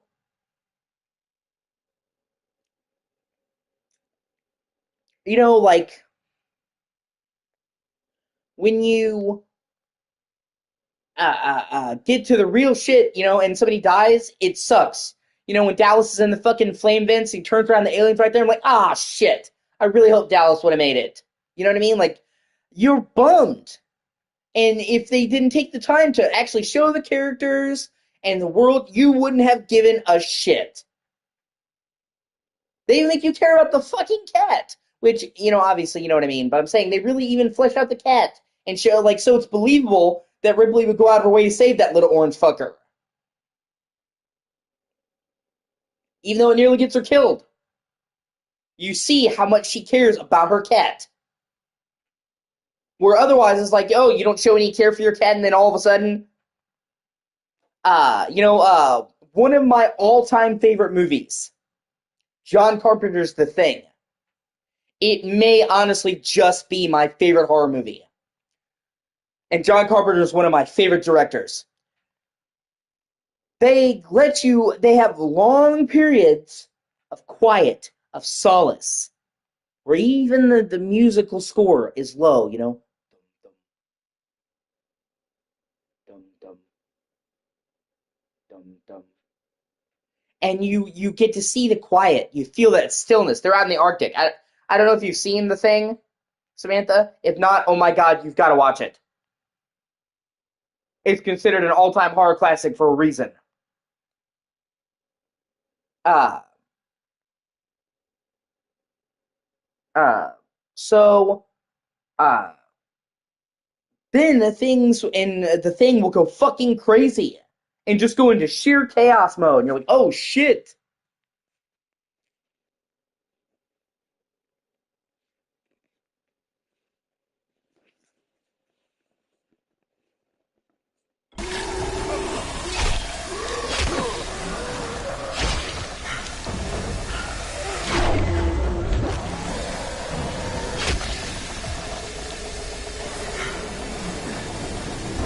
Yeah. And it has a lot of great actors in it. Wilford Brumley, I'd like to talk to you about Diabetes. Such a great actor. It has Kurt Russell. I fucking love Kurt Russell. Kurt Russell is one of my favorite actors. Just consistently great work his whole career. He's still acting and doing amazing movies. This is 80s Kurt Russell, fucking peak Kurt Russell, man. Keith Davids. I fucking love Keith Davids. The Thing is so fucking great. Or Scream. I'm sure we've all seen Scream, right? I know me and Emily have. You've seen Scream, right, Samantha? I'm pretty sure you have, but I'm just double checking. They say about assuming makes an ass of you and me.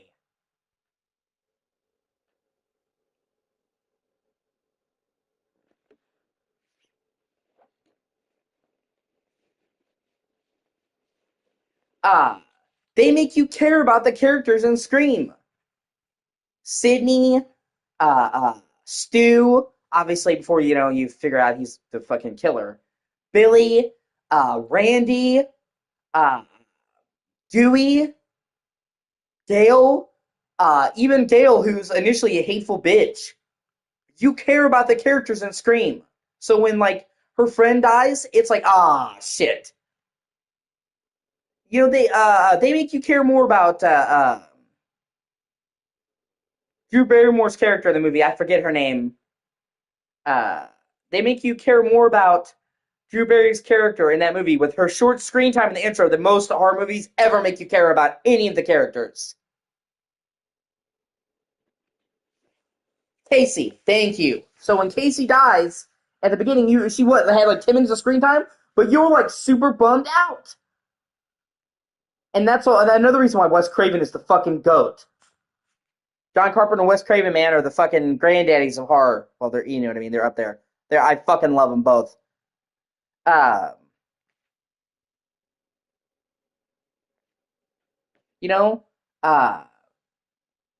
So the good horror movies really make you care about the villains. Or not the villains, I'm sorry. The people.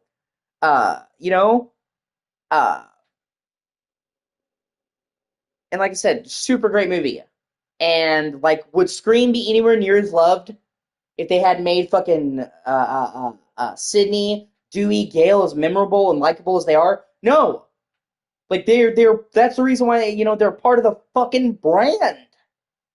Because they're so well written. Dude, the initial plan was to kill off Dewey in the first movie.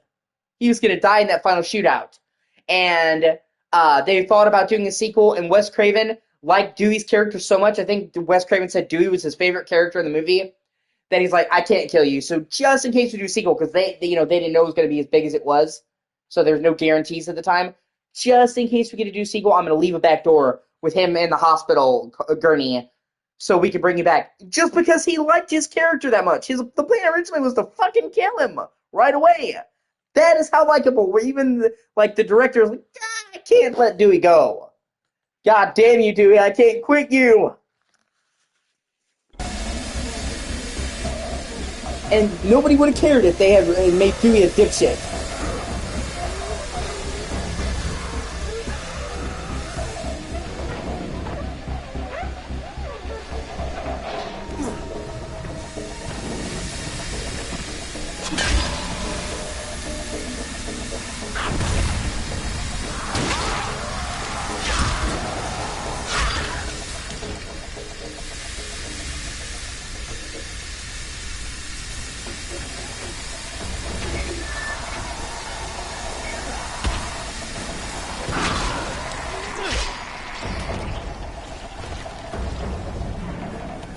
And, we were talking about Rob Zombie. And that is what I feel like, that's for me, what stops Rob Zombie from being one of the great directors he could be. If he ever learned how to write likable fucking protagonists. That is his biggest Achilles heel. He is fucking phenomenal at writing villains. But he just fucking sucks at making good guys that you want to root for. But all of his fucking movies suffer from the heroes being fucking asshole cannon fodder. And that's why, for me and for a lot of other people, The Devil's Rejects is Rob Zombie's best movie, because by making the villains the main protagonist, he highlighted and focused on what he was truly great at. Honestly, it was a brilliant idea. It's I really excel at writing asshole villains, so let's make a movie about the fucking villains. And it was fucking awesome. I thought that House of a Thousand Corpses was okay. I thought The Devil's Rejects was fucking awesome.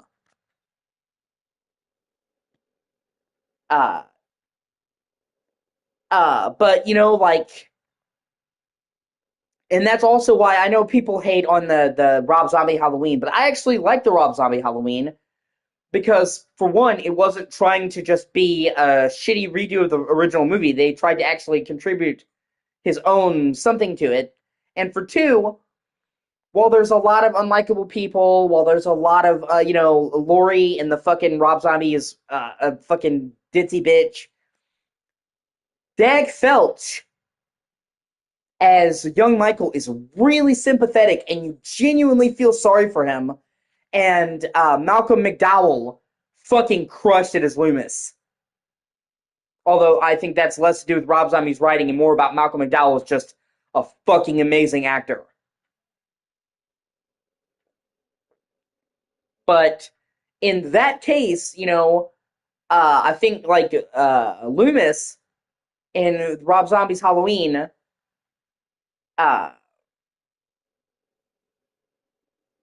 is the only character in a Rob Zombie movie, hero, that I actually liked and rooted for. And then, of course, in his Halloween 2, he had to make Loomis a fucking piece of shit. He went out of his way to ruin his character and make him an egotistical asshat.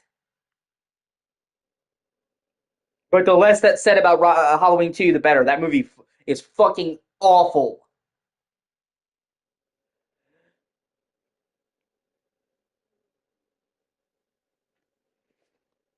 In my opinion.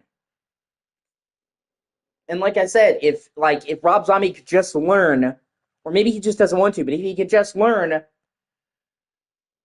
to write a likable fucking protagonist, his horror movies could be so much better than they are. I feel like that is his Achilles heel that stops him from being all that he could be.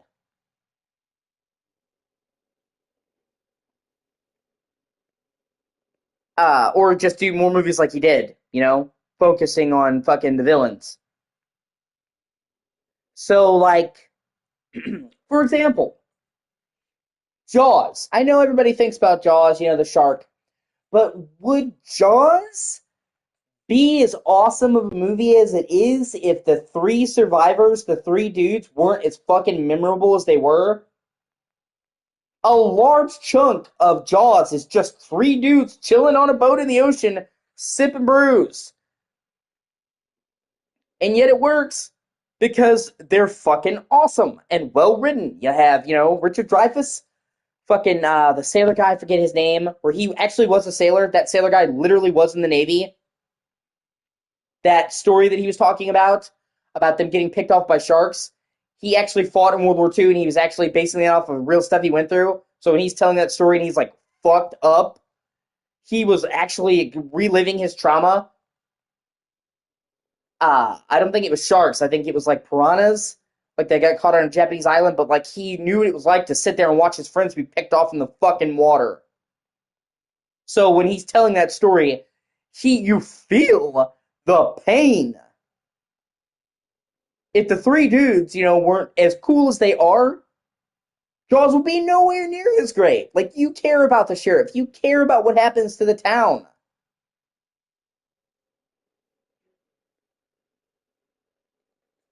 Dusk Till Dawn.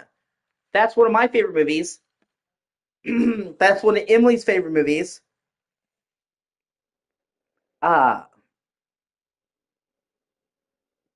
George Clooney fucking knocks it out of the park. All of them do. But, like, without those performances, that movie would have been a hokey B movie at best. But that whole scene, after he finds that his brother killed and raped that woman, that has got to be one of my favorite movie scenes in fucking any movie. And oh my god, does George Clooney's acting fucking deliver that scene. And they don't even really show what happened to her. They show brief snippets. But you see the horror on his face. You see his demeanor change. And you see how, like, he's appalled by what his brother is doing, but he also loves his brother too much to turn him in. But you see he's disgusted. And, like, in that short scene, like, you run the gamut, It's like, what you are doing is wrong. He's like, I am not a killer. I don't fucking kill people. I don't have to. It's like, is this what you think I am? Like I said, that whole scene in the hotel room, honestly, like, in my top 10 movie scenes fucking ever. And without the fucking amazing acting, that scene would have fallen flat.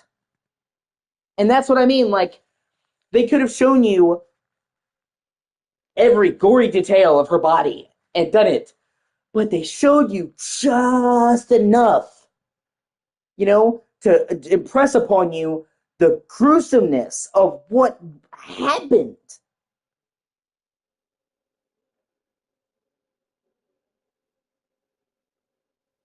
In horror, it's not just what you see, it's what you don't see can be just as effective at unnerving you.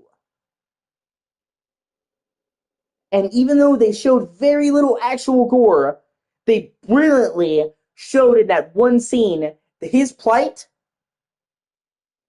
his character arc, as well as how fucking disturbed his brother was.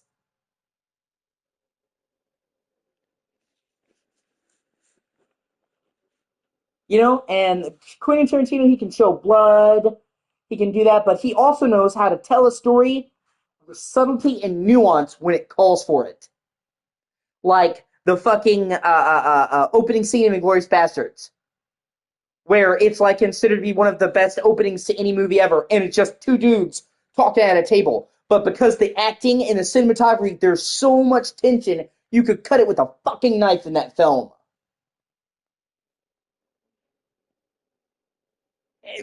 Awesome cinematography and great writing and great acting take what's just two dudes sitting at a table and turns it into the stuff of film movie legend. And that's what I mean. You can have a clever monster and all that. You can have impressive gore, but for me, good writing is what elevates a good movie to a fucking great one. And all of my horror movies that I love have great writing. Event Horizon. Have you seen that, Samantha? I really hope you have. I fucking love Event Horizon. That movie would be nowhere near as good as it is without amazing writing and great performances by the main cast. Fuck The Shining. If you kept every single thing about The Shining the same, all the actors, all the scenes, but you replaced Jack Nicholson's character with a fucking doofus, that whole movie would collapse. He is the fucking axis of menace that whole film revolves around.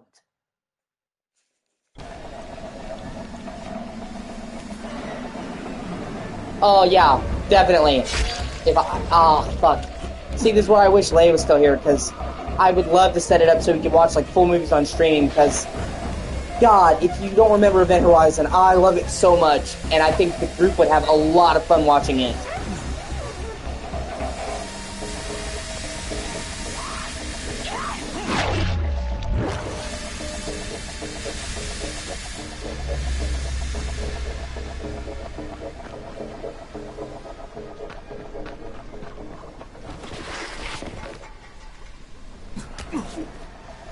Oh yeah, no, we mentioned it before. Hostel. That's for me what makes Hostel 1 movie, Hostel 2 fucking awesome. They're both gory. They both have the same premise. But I feel like Hostel 1, the main characters are unlikable douchebags that it's really hard to root for. They're just cannon fodder. In Hostel 2, I feel like the characters are super well written and it elevates the whole movie. Fuck. The main character from the first movie and the second, in like his beginning scene in the intro, has better writing and more character in his one scene in Hostel 2 than the entire first movie.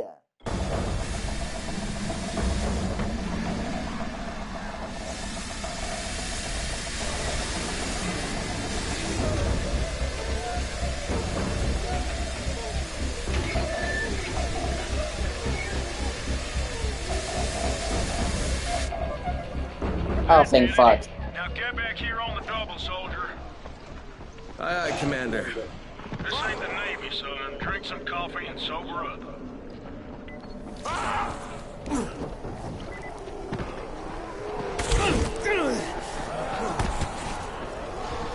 Yeah, and I mean, the second movie isn't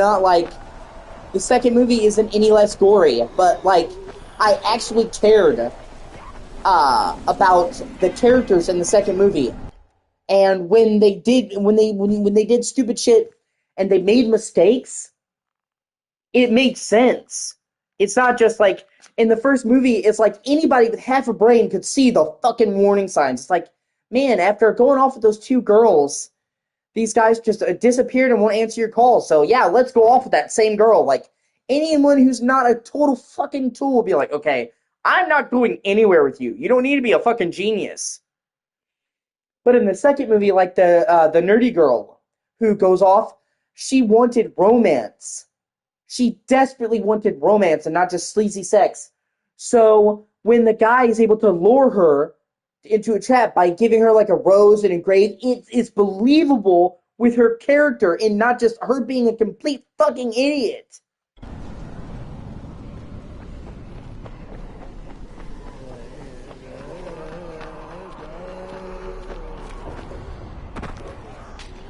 Sorry, I just get excited. I love horror. Horror is one of the great loves of my life, you know? Fuck, it's why me and Emily met, it's why me and you met. Horror is the glue that holds this shit together. Well done, soldier. I'll open the main pressure gate. Then prepare your eyes for a feast of controlled pyro combustion. I think I should watch this from a distance. If you insist, you got 10 seconds. Yes. 5, 4, 3, 2, 1. This is awesome.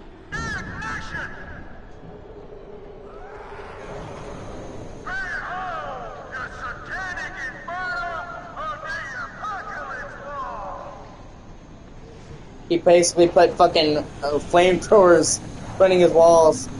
You gotta admit that is... Oh, and then it blew up. What the hell was that? I found Jeff, and the gas is back on. That's a relief. Told you, he's irreplaceable. Yeah, well, I'm afraid you're gonna have to find a replacement. Ta. My name's Jeff.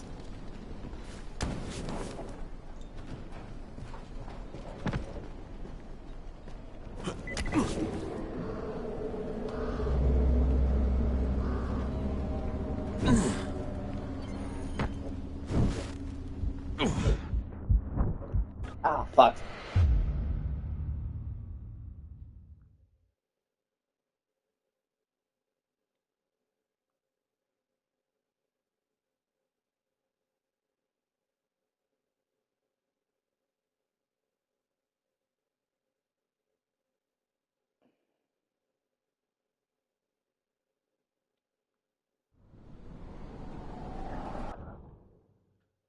Hold on, after doing this quest, you're supposed to be able to get a shotgun.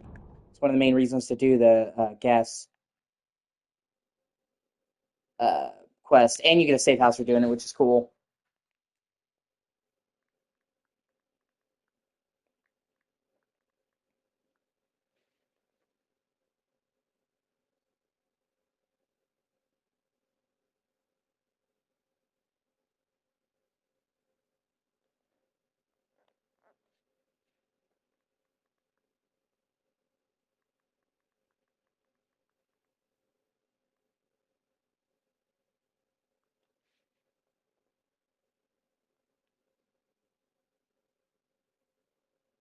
Yeah, but it's still better to have a shotgun and have to find bullets and not have them. Oh, okay, you have to check his ruins for double barrel shotgun.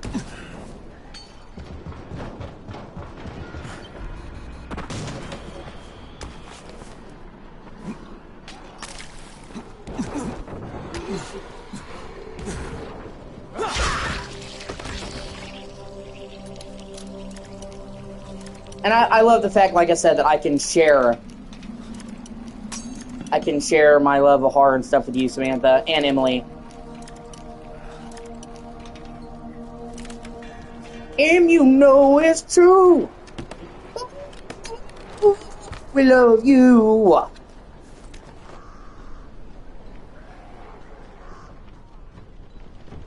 Yeah, it was actually really touching when you told Emily you loved her the other day.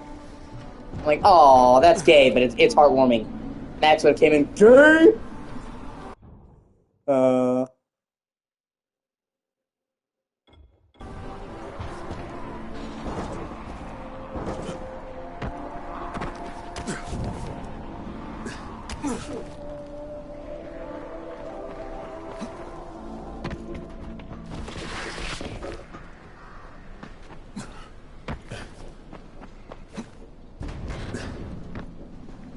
Like I said, I hoped you guys would get along, so I'm really happy that you guys get along so well.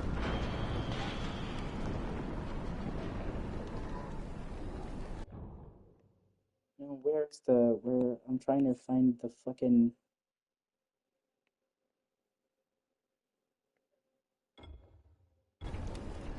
ruins.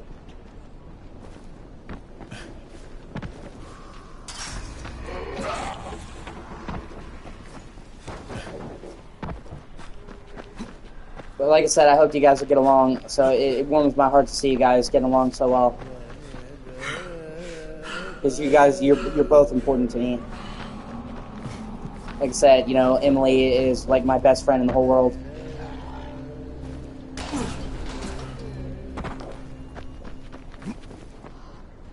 No, this is the chemical shop. Where the... Oh, fuck, hold on.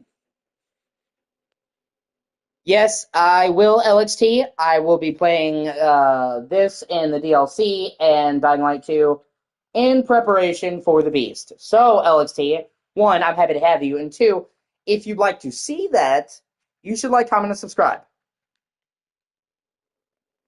Where is the...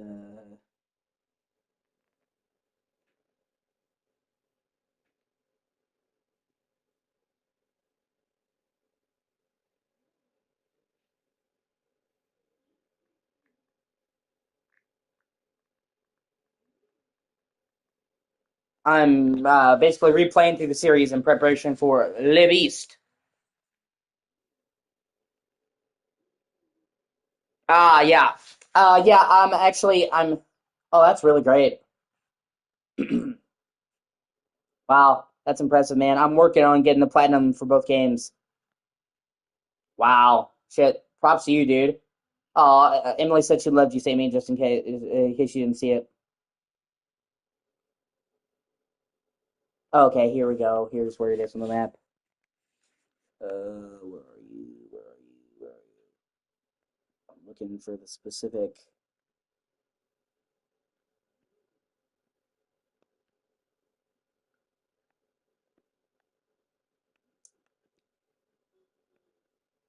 But yeah, I'm going for a completionist thing and working on getting the trophies.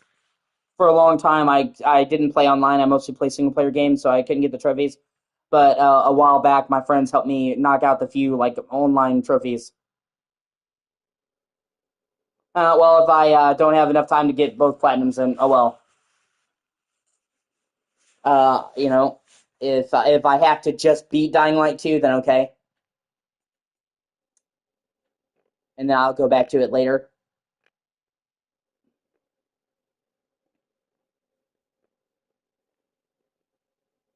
Here we go. Hold on.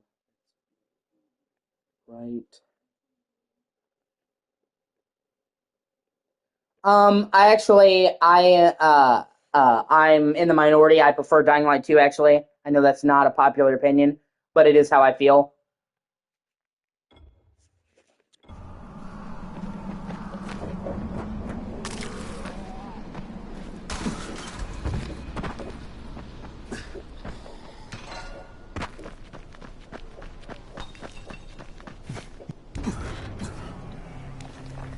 I just like the Eastern European atmosphere and the parkour better in Dying Light 2.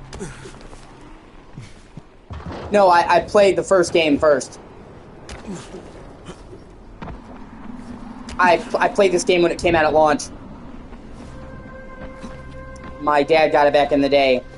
Hard to believe it was 10 years ago, and I played it at launch. I prefer Dying Light 2, honestly.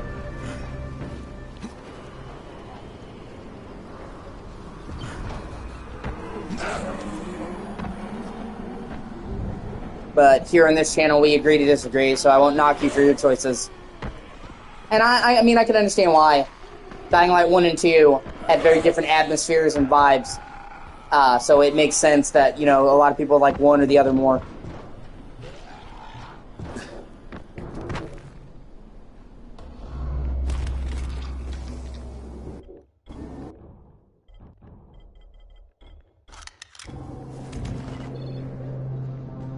Well, like I said, you know, like I said, I personally prefer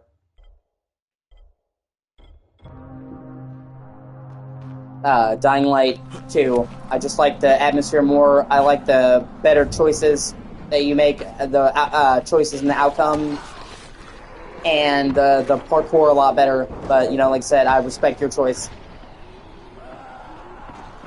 And, you know, on my channel, I pretty much get along with everybody as long as people understand to agree to disagree.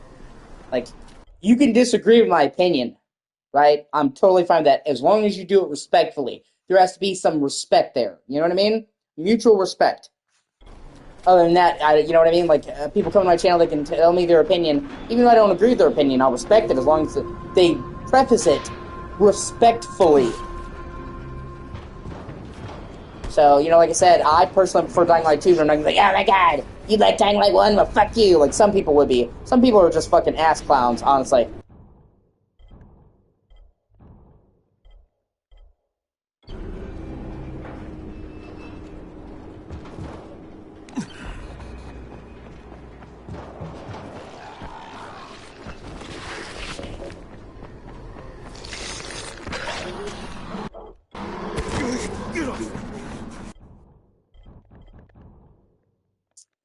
Okay, now I'm gonna run back to the tower.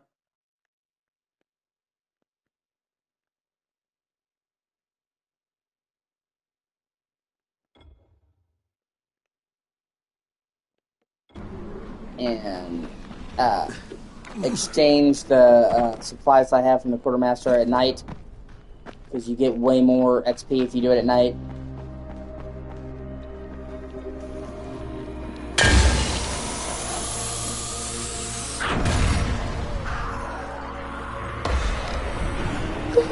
Julie leveled up. Let me see.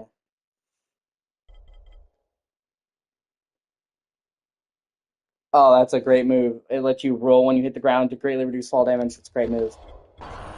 I think they will. Yeah. Yeah, that's actually happened. Like I said, people actually telling me that my game that I'm playing sucks ass and demanding, not asking, demanding that I play what they want me to play. Like, Jesus Christ. And then thinking that I would actually do it. You know, if I own the game and I have somebody request it, generally I will try to play it for somebody because I like to keep my viewers happy. But you don't demand it from me. I'm nobody's bitch. And the fact that they honestly thought they could come in and insult my game that I'm playing and be like, no, play this. It's crazy. There are crazy people online, for sure. Thankfully that just happened that one time, but I still couldn't believe it. I'm like, what?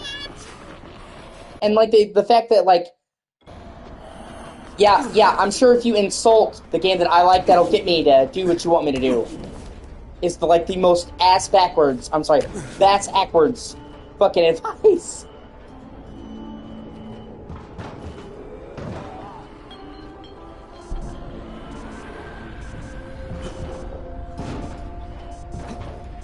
You know, because I've had people ask me politely, could you play this game for me?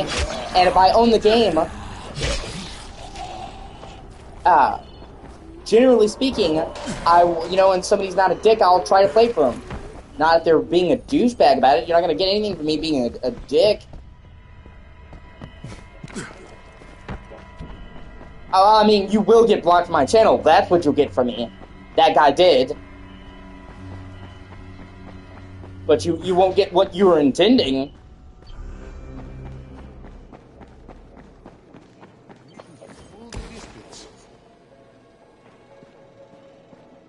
Okay, and I can turn in... Thank you.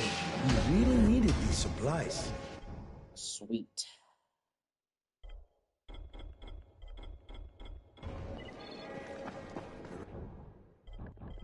I'm at Survivor rank 8. If I can just get 4 more levels, I can get the grappling hook. I want it so bad.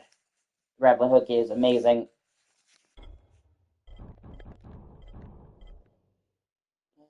Let me see.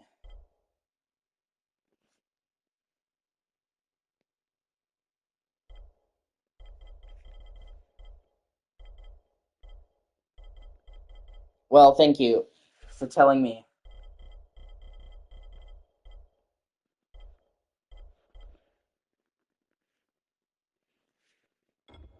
Radio signal is stronger than ever before. There's a lot to be done around the tower. Hey, have you seen that? If Rise is... I've got enough trouble right now. Yeah, exactly.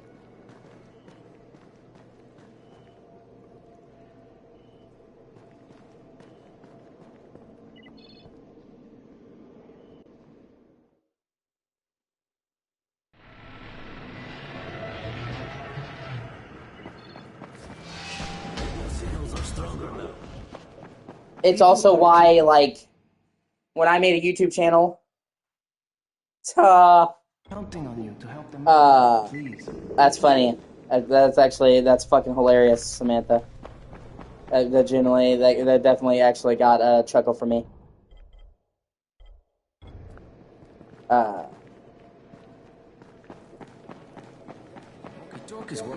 But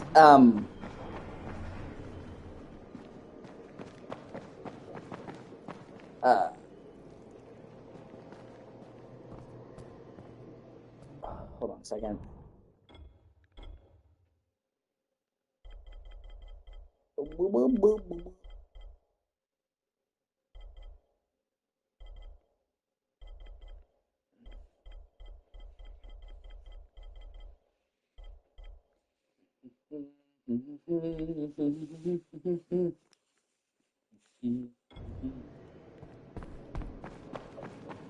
Say that somebody turned on the antenna.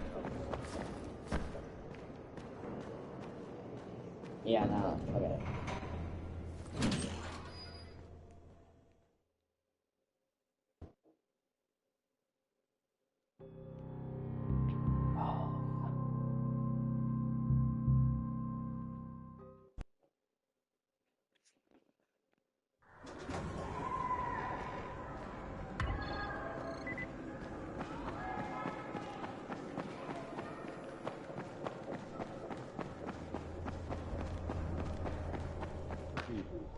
All right, that's it. There's nothing more you can do.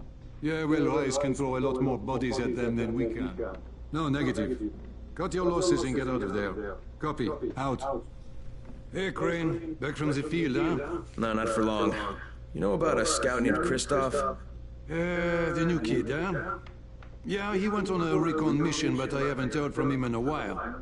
Rahim checked him out and said he was solid, but not so sure.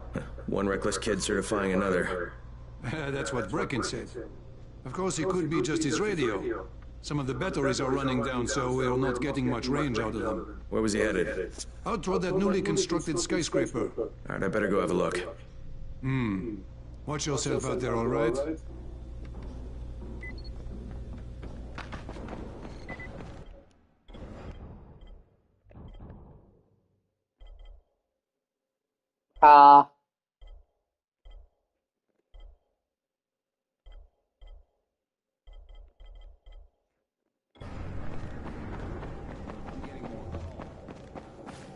You should read what Samantha said, Emily. It's funny.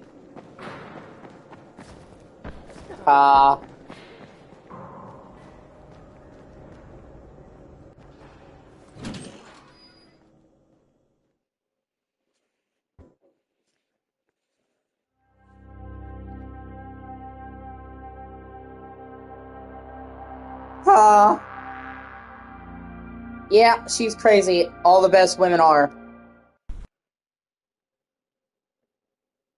You're crazy, Emily, but I love you anyway.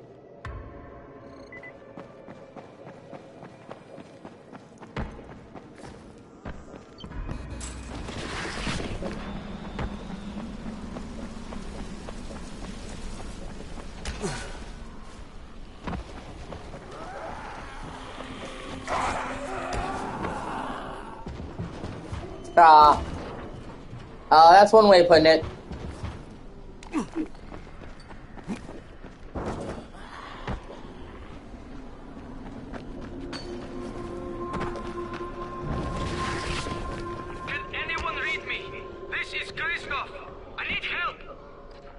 I read you, Christoph. This is Crane. Where are you? I found some survivors. They're in pretty bad shape. We're just outside the hostel. Christoph, hold tight. I'm on my way.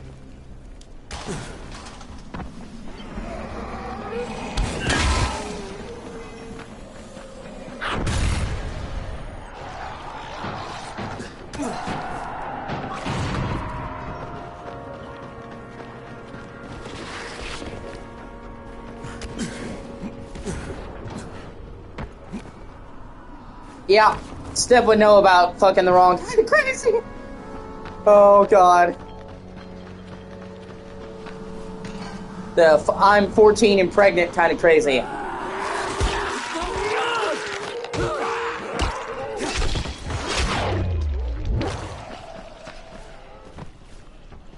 That's fucking Dr. Phil levels of crazy. You don't want to go Dr. Phil crazy.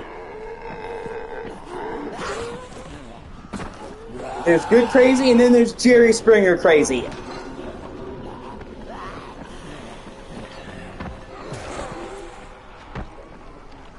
Well, I mean, we all warned him. I think he's finally starting to learn his lesson. But man, he picked some fucking doozies. And I mean, we've all been there. We've all dated somebody crazy, or at least I have. I'm sure you have, Sammy. But like, it seemed like everyone he picked just back-to-back, wall-to-wall crazy. Like, could we at least get like one decent one in there?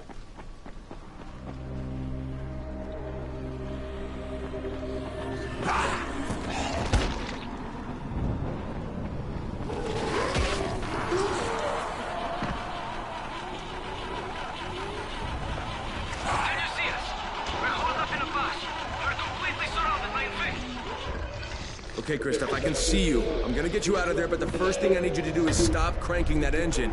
You're just drawing them in. Right. Yeah, I wasn't thinking. Now stay put and sit tight. I'm gonna secure the area. Do you need help?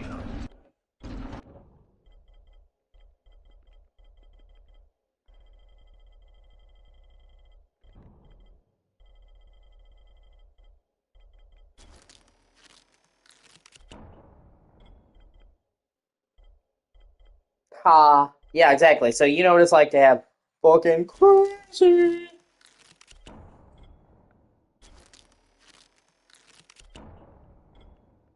What about you, Emily? What's the craziest person you ever dated? I'm actually just, like super curious now. Yeah, she can't talk about the details, but her last guy was a real piece of fucking work.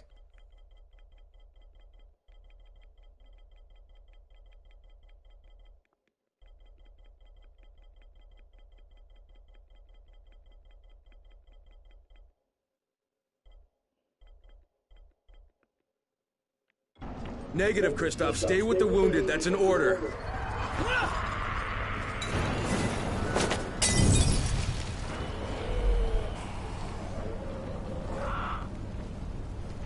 Woo! Molotov, bitch!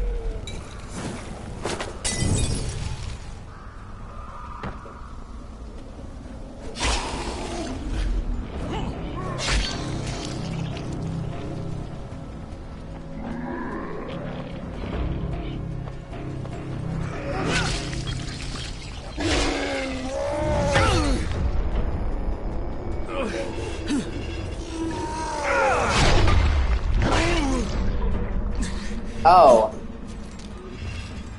Yeah, no, that's a fucking red flag. Jeez, that's a fucking doozy. Holy shit.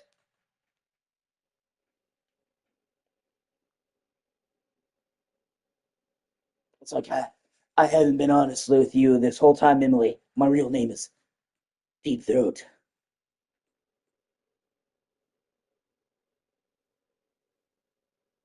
My real name is Rick Sanchez.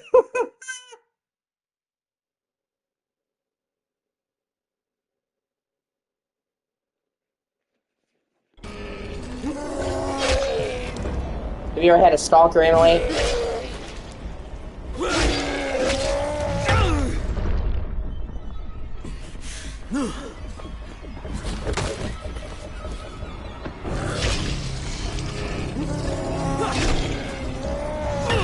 Ah, gross. I knew this guy called Nathan back when I was a teenager, and he actually was like a real piece of work. He uh perved on his sister and was like incesty with her, trying to be incesty with her. Jesus, that's fucked up. Sammy was actually just talking about how that's like one of her biggest pet peeves, somebody dropping by your house unannounced.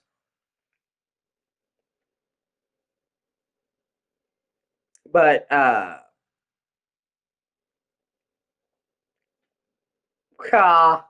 but he was like incesty with his sister. Like I saw him try to grab her ass one time, like unironically. I'm like, what the fuck? Uh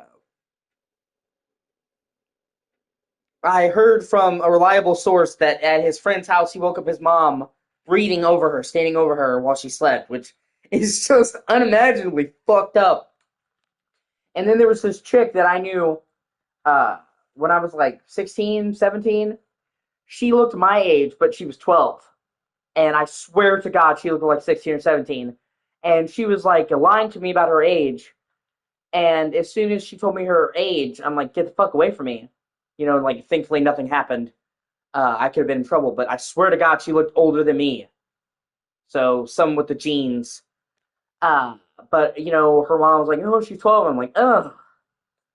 But whereas I was like, no, I want nothing to do with you now. I don't care how old you look. You're 12, stay the fuck away from me. He fucked her. He was like the same age as me. He's a super creepy dude. And I haven't seen him in years, and God, if I never see him again, it will be too fucking soon. And he was the type of guy that unironically wore a trench coat and a fedora. Fucking neckbeard. Oh, Jesus Christ. That sucks. I'm so sorry about that. That's terrible.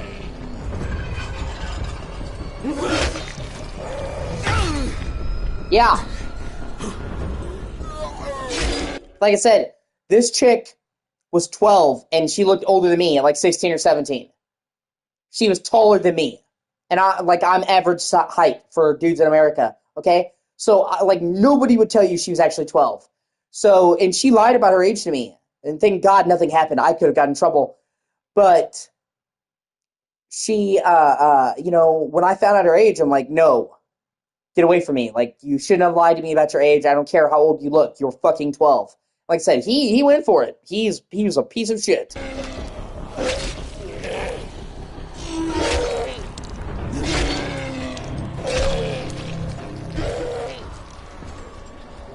One of the creepiest dudes I've ever seen. And he was never my friend. He was in a similar circle with people I hung out with. And I would unfortunately have to see him occasionally. I never hung out with him by himself or went to their house because my dad calls it his bump of trouble. I guess I call it the heebie-jeebies. But I'm usually a pretty good judge of character. I can generally kind of feel when somebody's fucked up. And whenever I was around him, I got the heebie-jeebies. And I mean, before I even knew any of the fucked up shit he did, before I knew anything about him, he gave me the willies. And so I stayed the fuck away from him, other than at mutual events where I couldn't tell him to leave. But I never went anywhere alone with him because he gave me the creeps. And usually when I'm around somebody and I get a feeling like, ooh, don't be alone with this person, I listen to that feeling. More often than not, I am fucking right.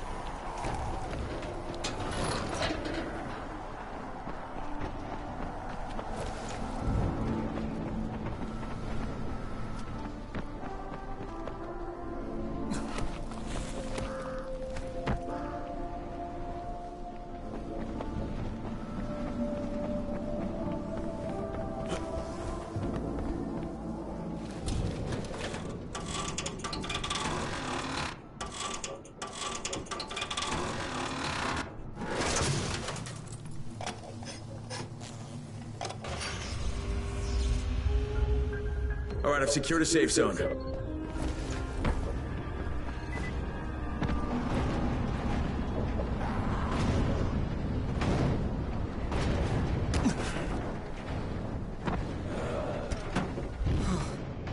Never been so scared in my life. Is it always like that? Pretty much. Yeah, but you kept your head on and you saved those people's lives. It's not bad for your first time out. Thanks, Crane. But if you hadn't shown up, we'd all be dead. How do you think your dad would feel about that? My dad? Yeah, exactly. You know, and like as soon as I saw him like pinch his sister's ass when she walked by, ugh. I'm like, okay, every feeling that I have had about this guy has just been vindicated. Oh no, did he send you? Look, I'm not going to go back. I can't. I'm not working for Rice and his butcher squad. Look, I'm not asking you to go back. Well, that's what my dad wants, isn't it? He wants you to be safe. Yeah, working for Rice. How safe is that? It isn't. Sooner or later, they're gonna kill him. But if I can get your dad to stop working for Rice, will you hang up your running shoes? You're asking a lot. You could make weapons for Brecken. God knows they need them, and you'd be saving your dad's life. Okay. Get him to join me here, and I'll quit being a runner.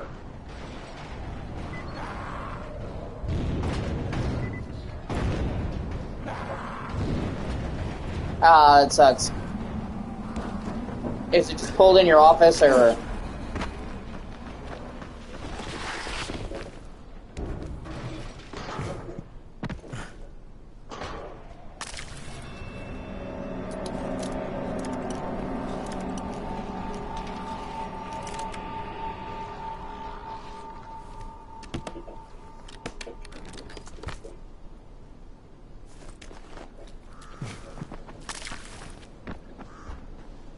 Yeah, if it's 70 with AC, it's probably going to feel below that, and it's going to be 60, so yeah, that would be pretty chilly. I mean, not like the Arctic, but yeah, definitely not comfortable, so I can kind of understand where you're coming from.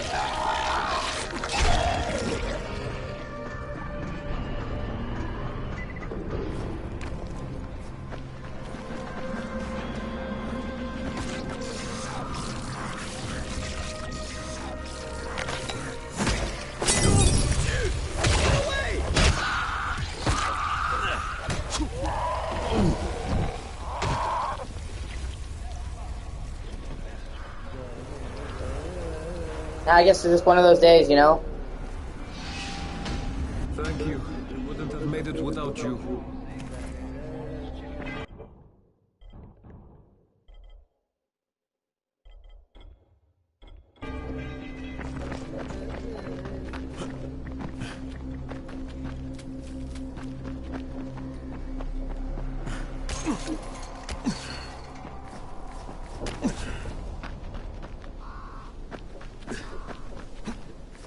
Yeah.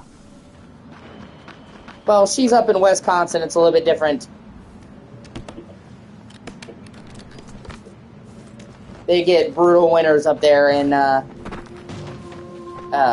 not sure about their summers. What are you guys' summers like?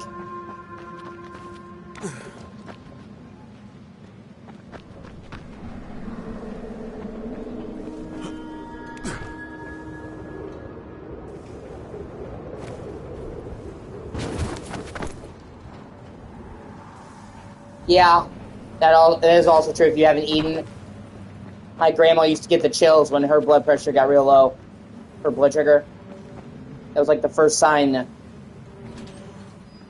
Did you find him? Yeah, I did. Your son's in one of our secured zones.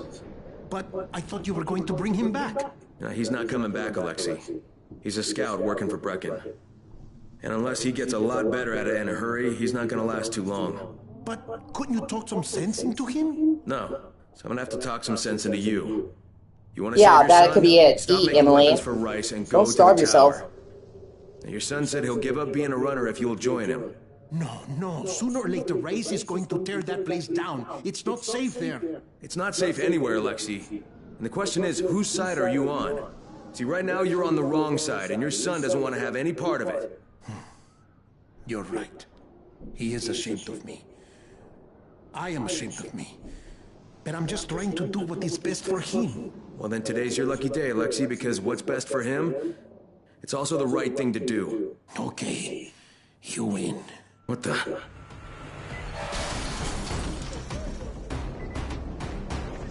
Oh, yep, they came to kill him.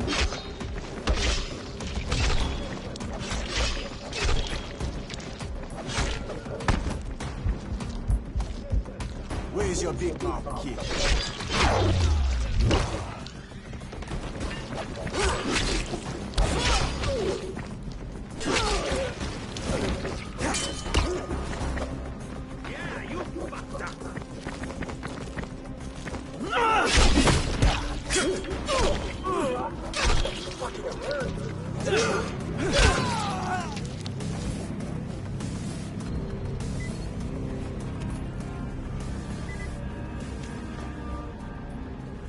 Yeah.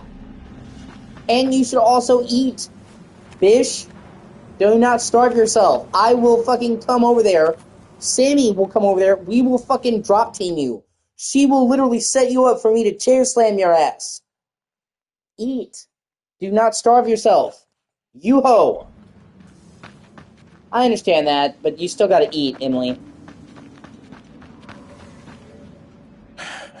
You were right. It was always just a matter of time before they would come for me. They may come to the tower eventually. They will.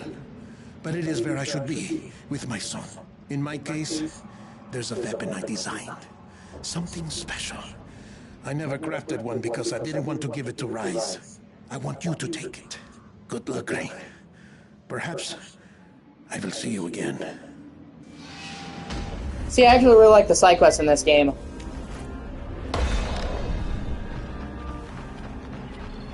I think the side quests in this game are really good. And worth doing.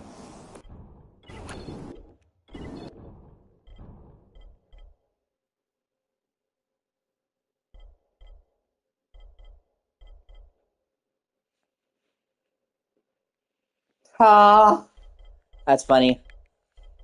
Well, you still gotta eat. You know, I worry about you, woman. Like I said, I do not want to come up there. I do not want to come up there to Wisconsin, Emily, but I fucking will. It's really out of my way, but I will fucking do it.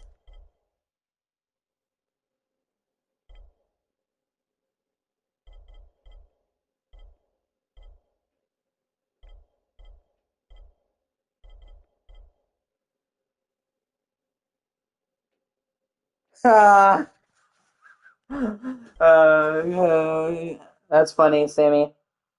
We're gonna fly over there, tie you up, and force feed you chocolate strawberries. Damn it! It really is out of my way. There's nothing wrong there, ho. Tell me where what I said wasn't technically true.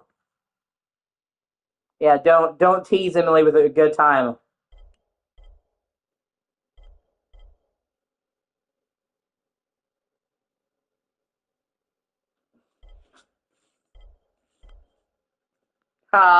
Giggity. Emily's sitting there like, hold on now a minute. She's like, you were saying? Tell me more about tying me up. Oh, man, yeah. Like I said, you're both crazy. Insane in the M-brain.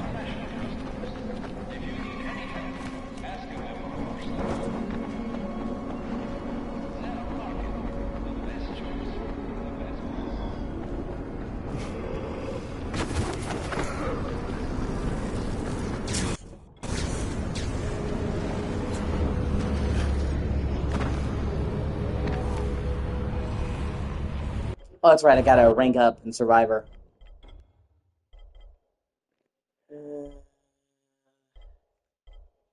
Actually, that's good. Learn how to use dead bodies to camouflage yourself from the infected. That's a useful skill to have. Reminds me of that episode of The Walking Dead where they camouflage themselves with all the guts and shit and walk through the zombies.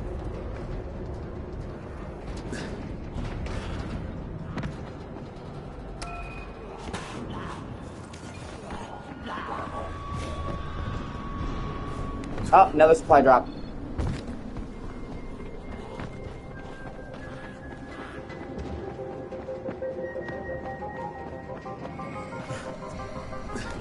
Jesus Christ, Samantha.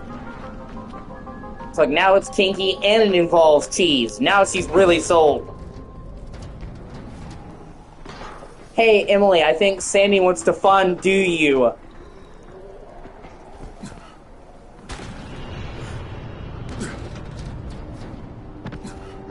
King of puns, baby.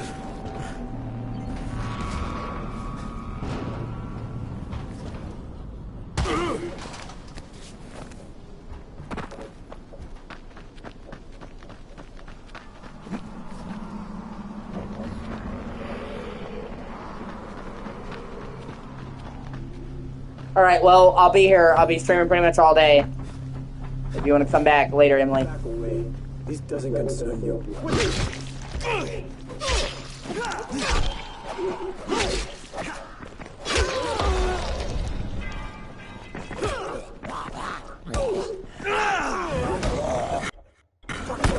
Ah, what a dick.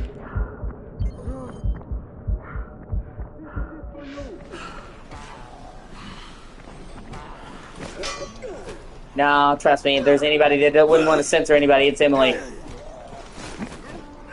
Emily's about as anti-censorship as you can possibly be. You'd have to go out of your way to get fucking Emily to tell you, oh, no, hold up a minute. That's too much. I've never seen her say that ever, so...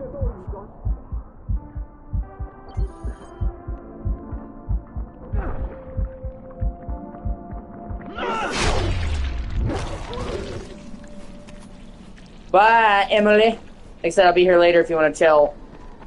I'm starting to feel better for the first time, so I'm really trying to get some streams out now that I'm feeling better. I felt like ass the last couple of days. It was the first day I actually feel like myself.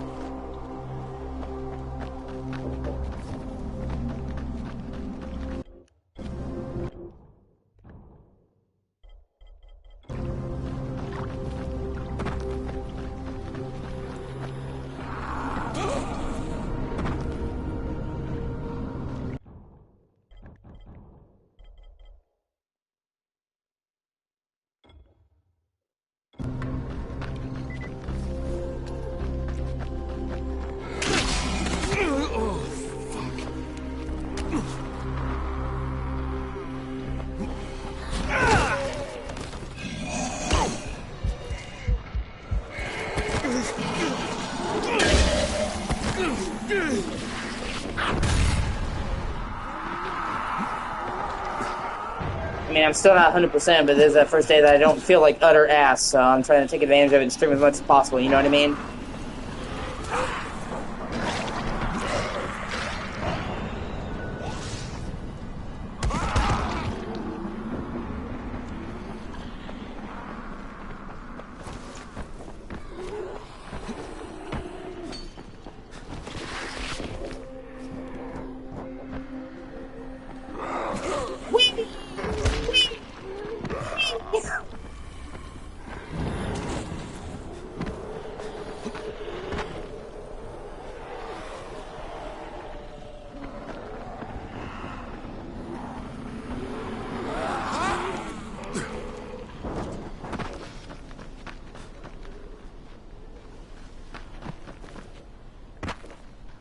Yeah, I think in another day or so I'll be okay.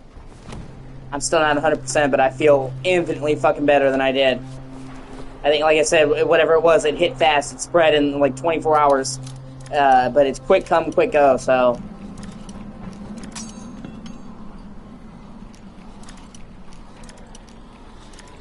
Yeah.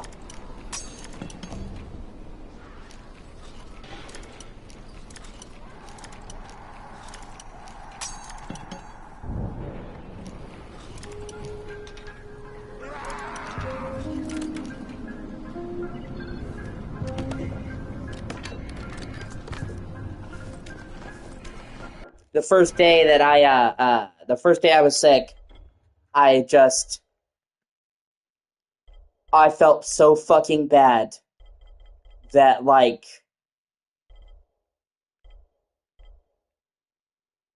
I didn't even want to fucking, stand up. You know what I mean?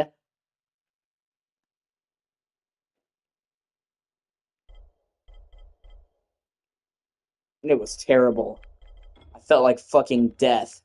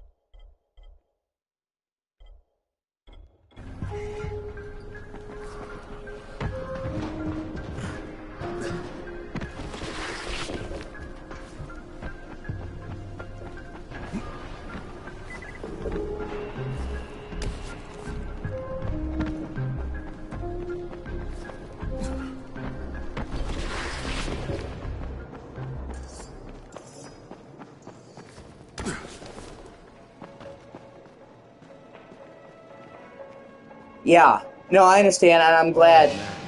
This means we can... Yeah, that's fucking insane. God, you handled that better than I would. I would have torn that woman a new asshole. Thank you. Easier to communicate over radio.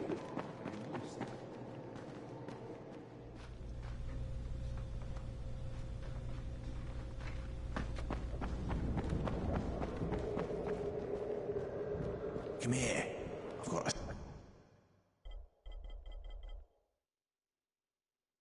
Yeah, of course, baby.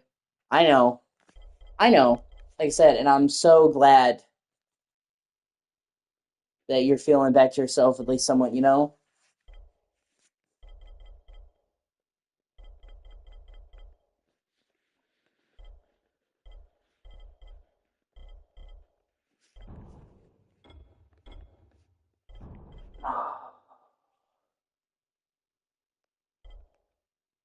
Oh, yeah.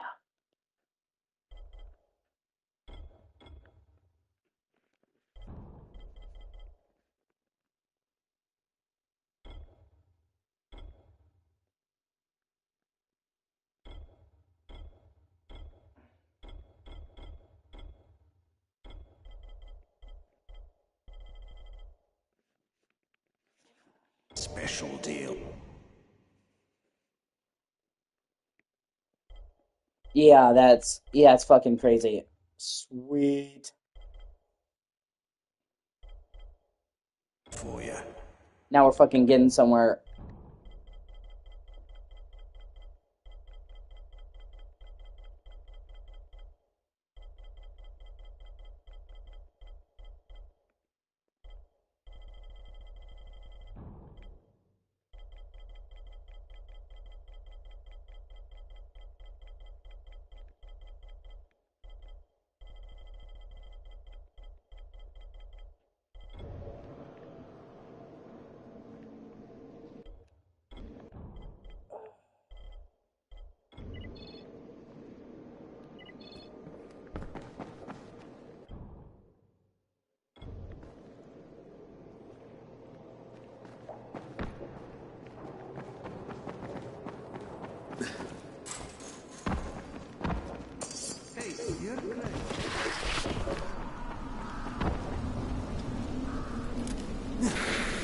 Yeah, I need to...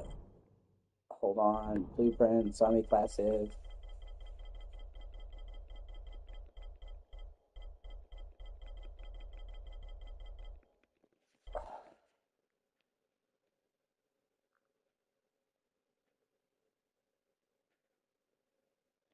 And I love the fact that I give you joy. You know what I mean? I want to be the person that you run to, you know? When you're having a bad day, I want to give you that joy. You are that for me. You know what I mean? I know that no matter how bad my day has been, yeah, exactly. Whenever I'm having a bad day, that talking to you makes me feel better, you know? And I just want to be that for you. Because I love you.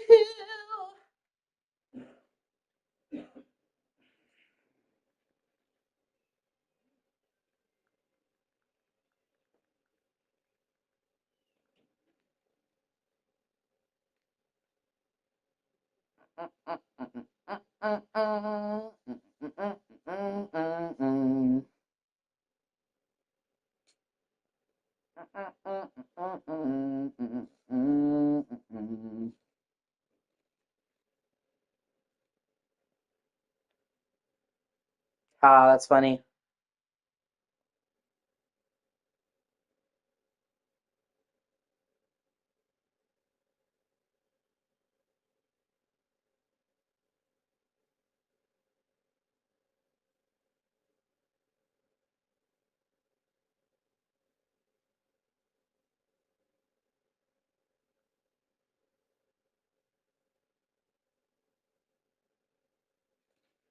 Well, that's good. That's what I want, you know?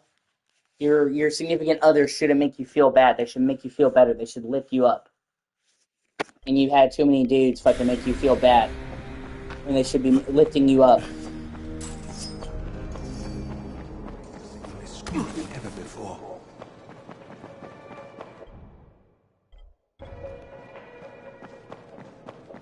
There's a lot to be done around the tower. I hope you find some time to...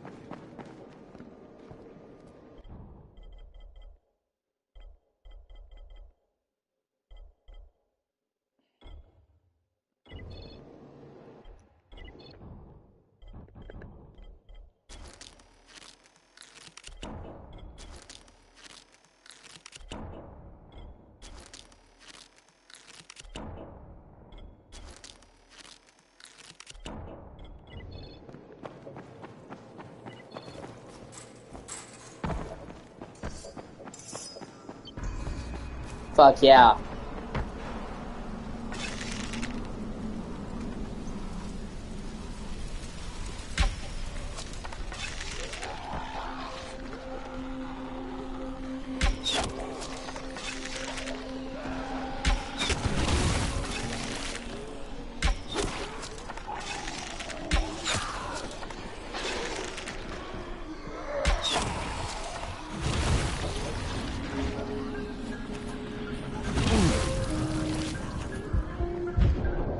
Bitch.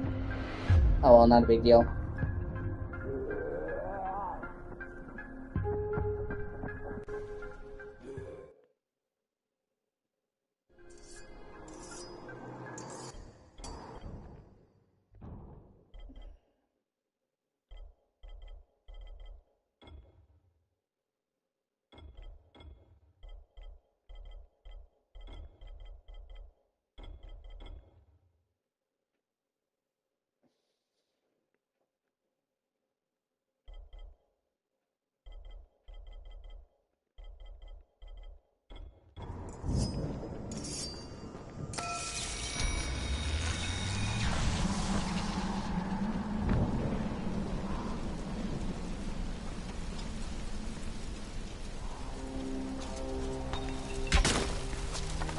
Yeah.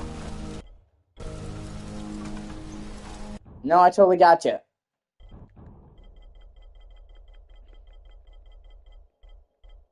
Like, who the fuck are you supposed to be?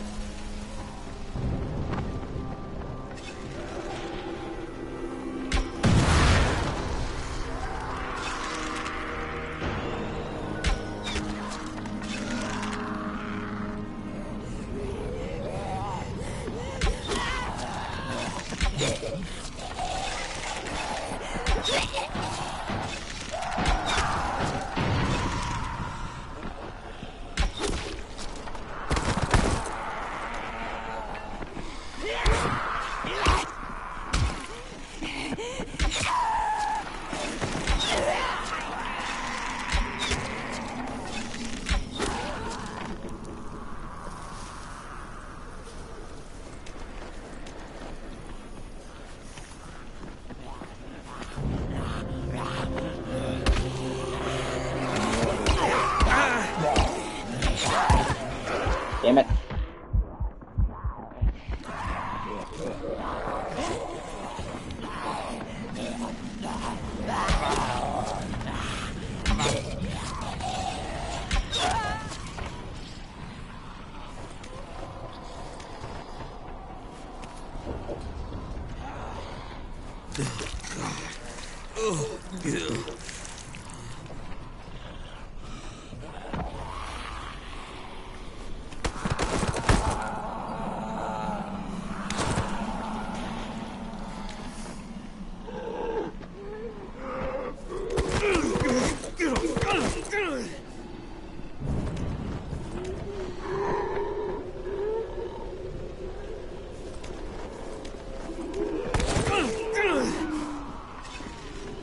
No, I know, babe. I have no problem with you raining. It would have pissed me off as well. You're not there to be at their fucking beck and call. And I thought the UK was supposed to be real good on manners, so that's like one of the rudest things.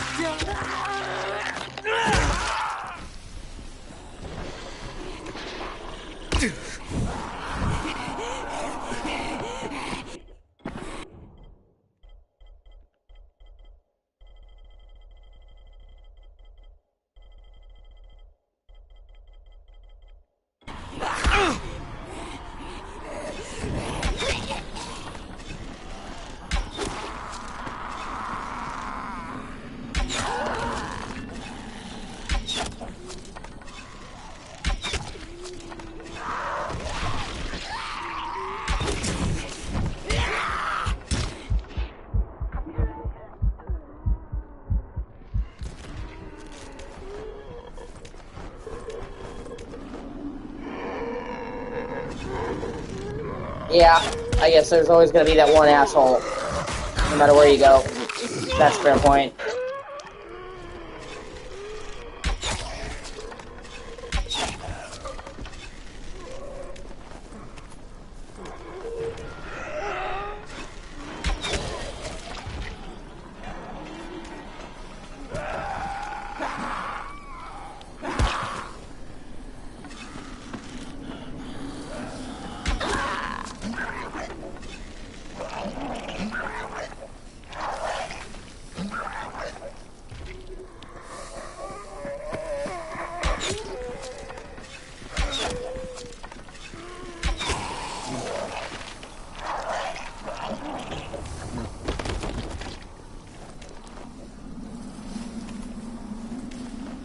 I love this bow and arrow. It's super stealthy and gives me a decent range option, and I can fucking retrieve the arrows.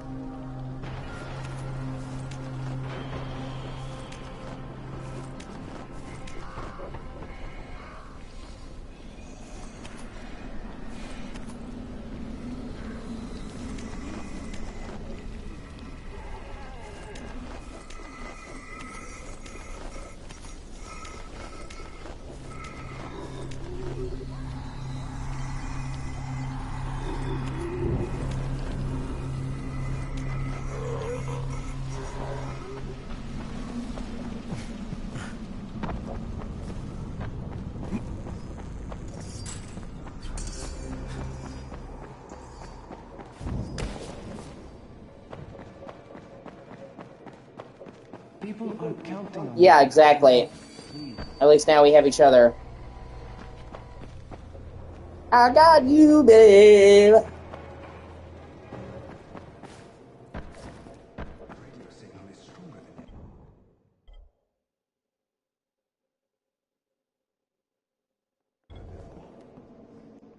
Go back to Hell Raid and grind out another weapon. It's really useful.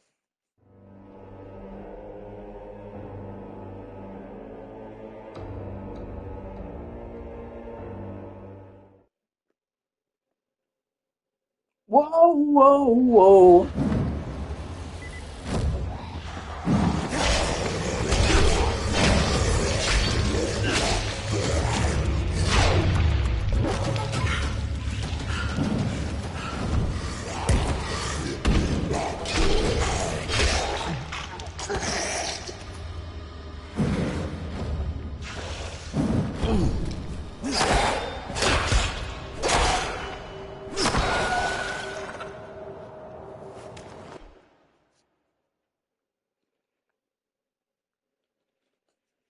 Oh, God, it's fucking...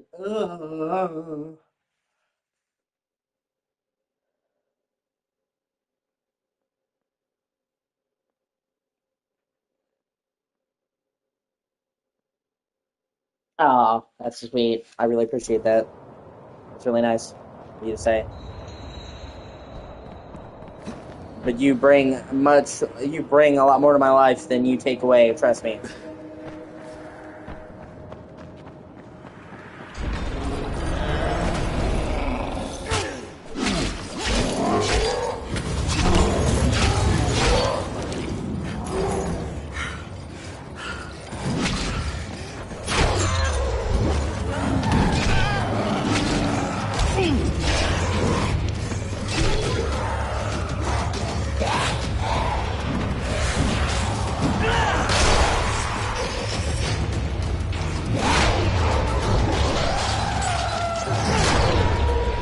when things are bad, because nothing's ever going to be perfect all the time,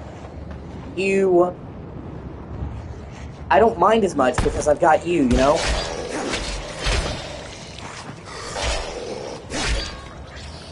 No matter how shit my day is, even when I'm fucking super sick, I can talk to you and feel just a little bit better.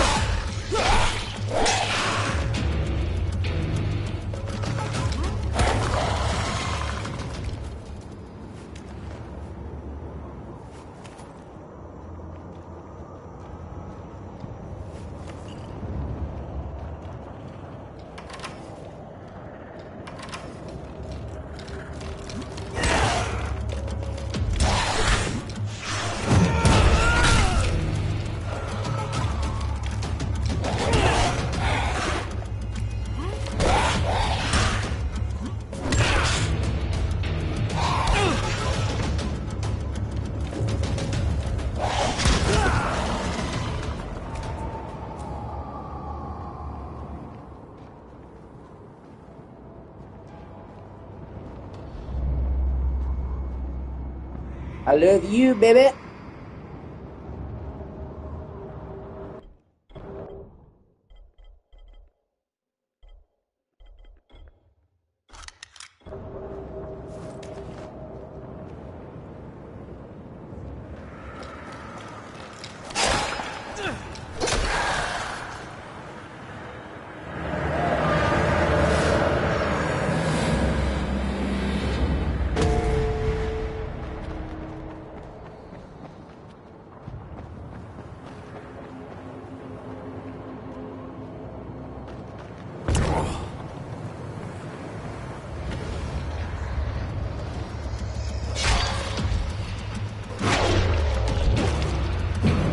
Like I said, I never even thought I could love somebody as much as I love you. I hope you know that.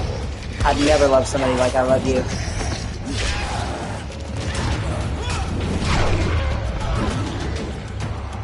Yeah. I'm gonna start calling you, Dragon Ball Z, because I love you. Oh my God!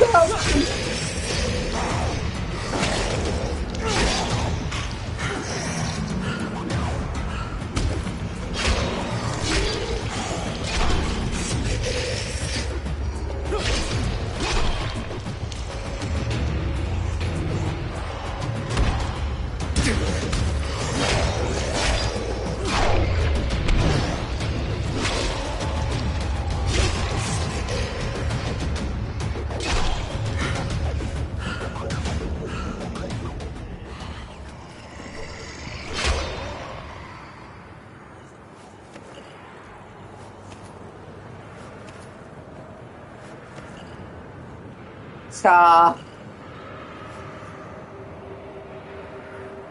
oh, lava, really nice.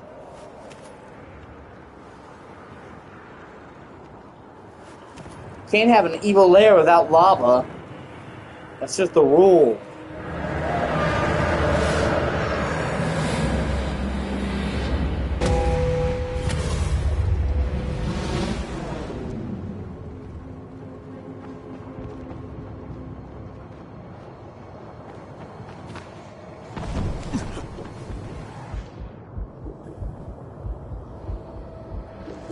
Yeah. Yeah. Hopefully she'll be back later.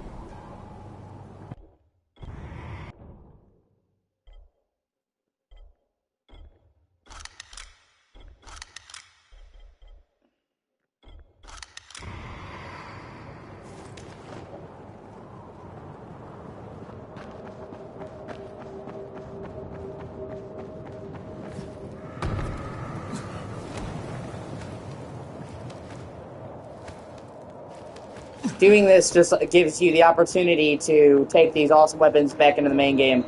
And it's a big help.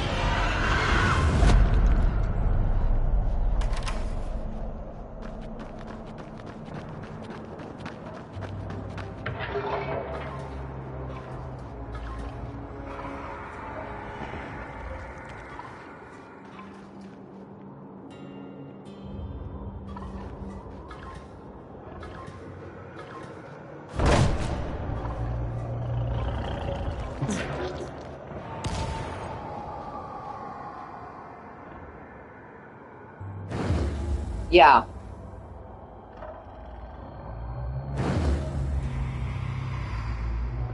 It is done. Now for your ultimate trial.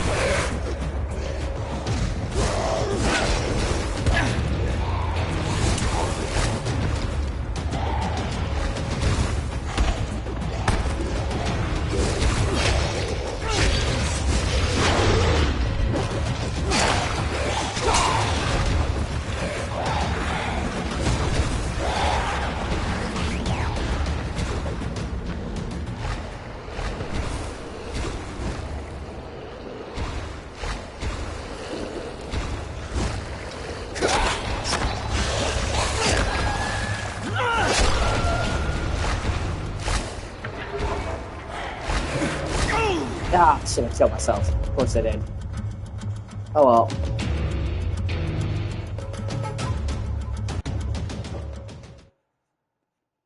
Oh well, I mean, there's no big deal.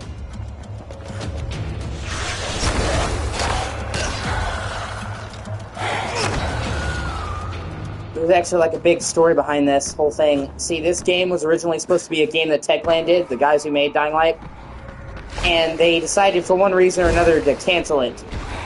But they had done work on the game already, so they decided to take and make this DLC in Dying Light so they could get some of the stuff they plan on into the actual game and see some use out of it.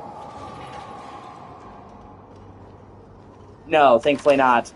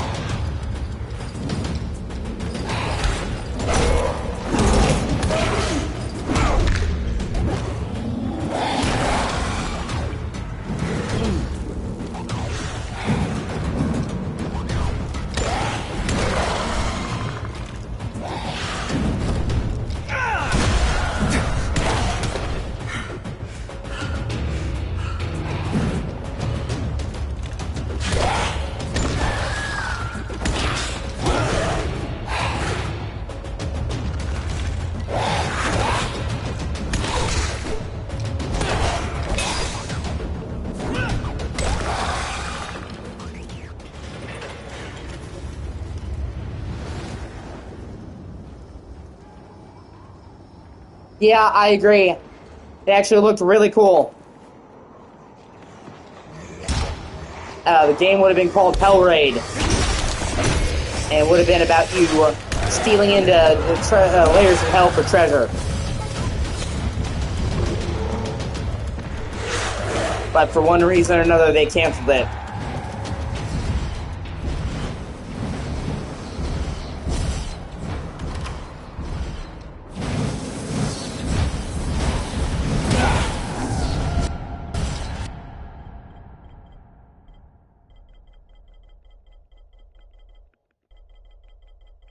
You know, and I'm also really upset because they originally planned on they've been working on a fantasy game, a high fantasy game, this team, and they just recently decided to cancel it, and yeah, that really upset me.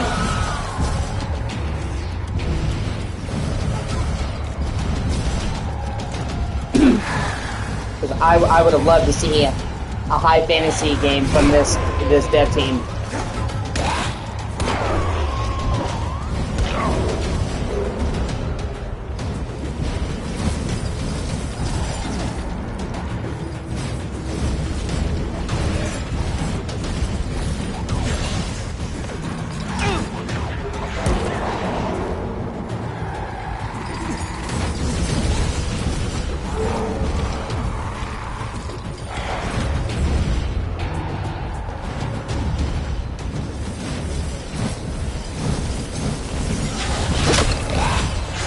Yeah, and they were working on it for like 3 or 4 years too. Wasn't like they just started working on it. I don't know what happened. But at least they did it the right way. There's been a lot of game closures in the industry lately, and it's really bullshit. And like a lot of people have lost their jobs, which is ridiculous because these studios are more profitable than ever. It's not like they can't afford to pay them. Like Microsoft laid off a couple thousand people. And they're like, well, we know, that it doesn't make sense because this is like our most profitable year ever. And I'm like, no, it doesn't. If this is your most profitable year ever, you should be firing anybody. And, excuse me, yeah, hopefully, they,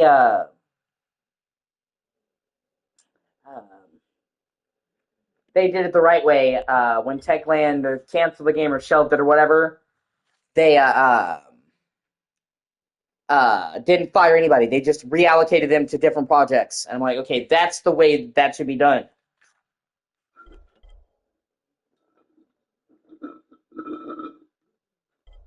So at least them canceling the game or shelving it didn't result in a bunch of people losing their job.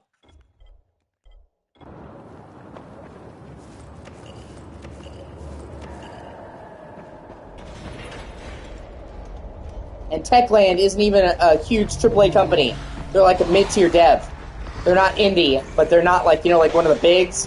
So if they can do it, there's no fucking reason why Microsoft, of all people, can't do it.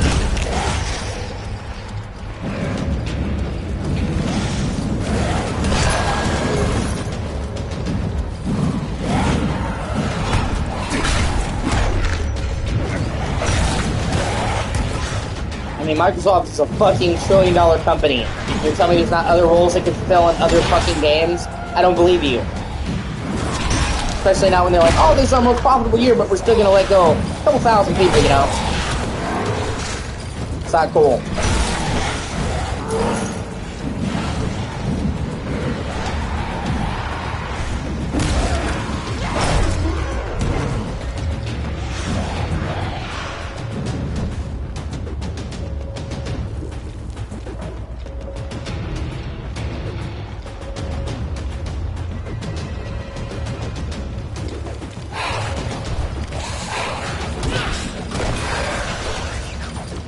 And it's one thing like say if the whole company goes bankrupt, then yeah, people are gonna get fired. There's no way around that. You know what I mean? Like everybody's fucked, and that's sad. But at least like you say, oh well, it couldn't be avoided. these, it's like, it could be. You know, and it's like, on one hand, you're like, oh, we gotta let go of all these people. And then on the other hand, it's like, it's our most profitable year ever. And it's like, then why are you letting these people go if you're doing super well? Well, even though we're doing super well, fuck you.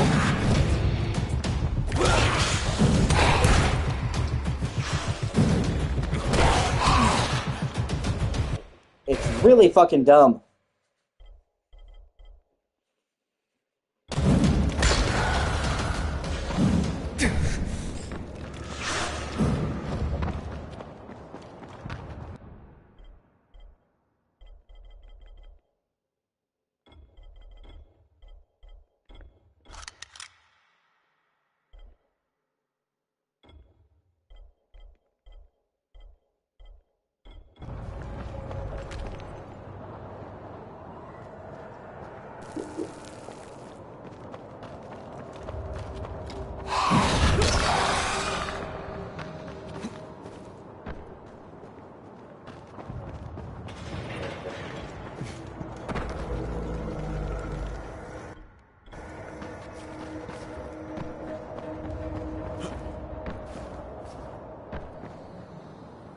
Yeah, we're about to fight a Minotaur.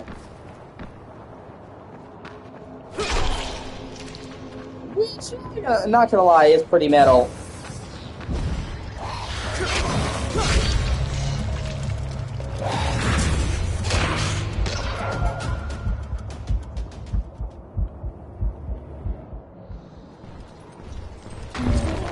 Oh, this is a unique twist on it, because it's like an undead Minotaur that has its head locked in like an axe. It's a fresh spin on it. It's pretty cool.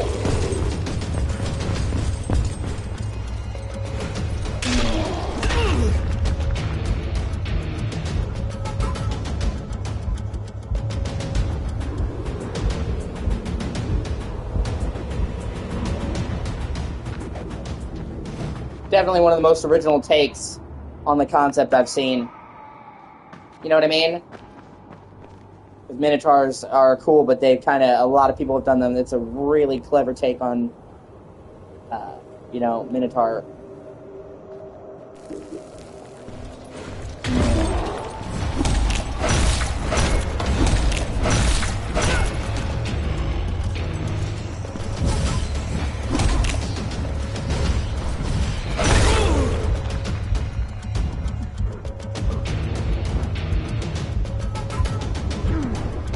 You bitch. Thankfully it's not a big deal.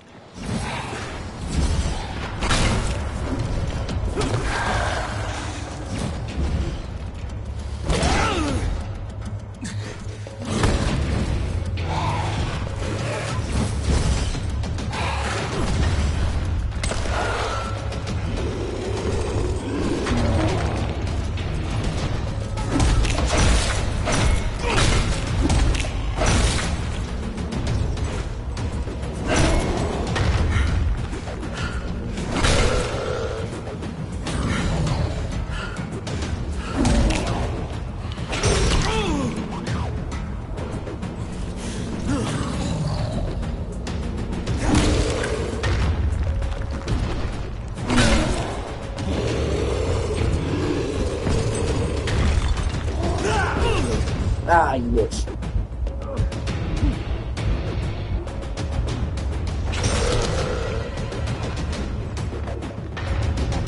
Come on, there's gotta be more fucking health potions around here. It's like, whose dick do you have to suck to get a health potion? It's like, damn.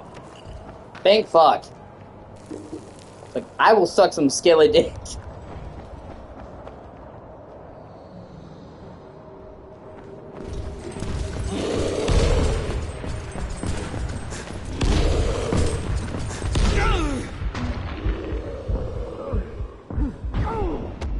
Gives a new meaning to the term boner.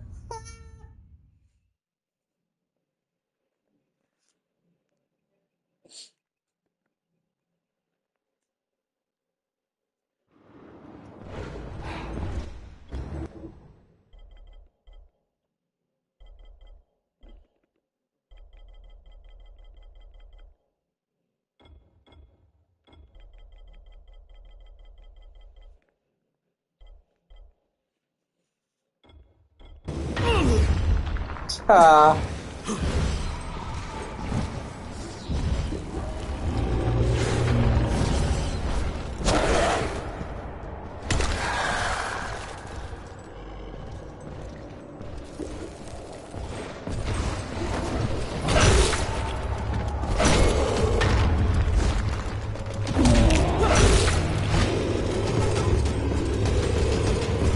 Ah, bitch.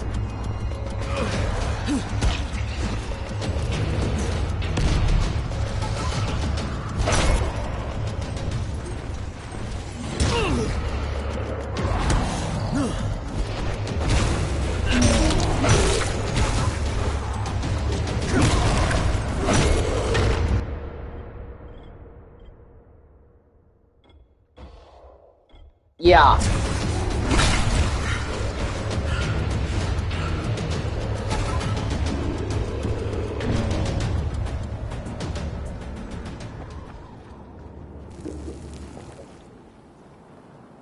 Speaking of skeletons, I want to jump your bones, Samantha.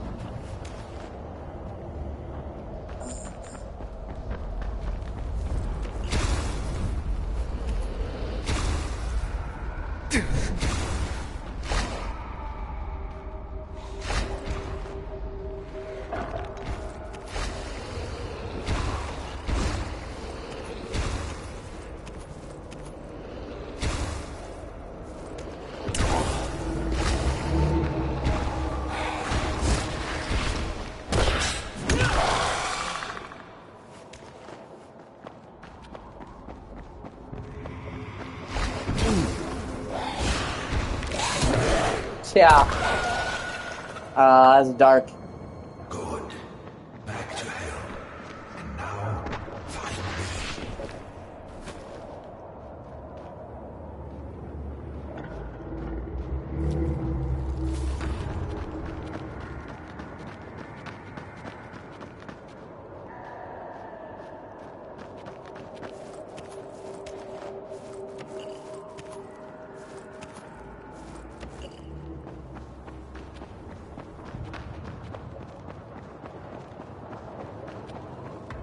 That's Mem Netza.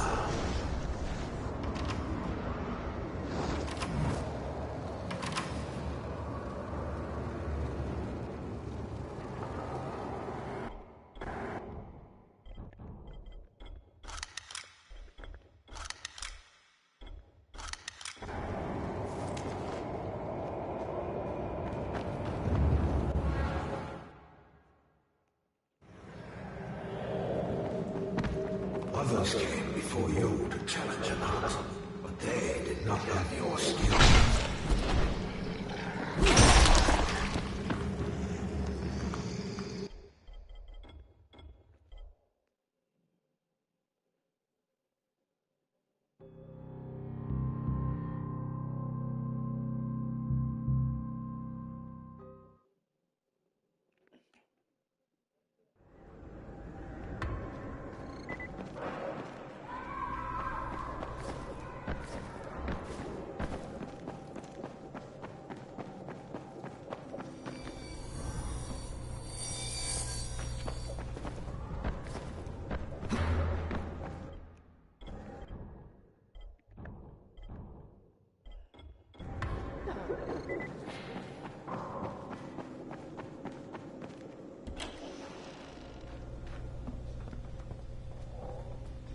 Hey, Doc, you got a minute? Oh, it's, Kane.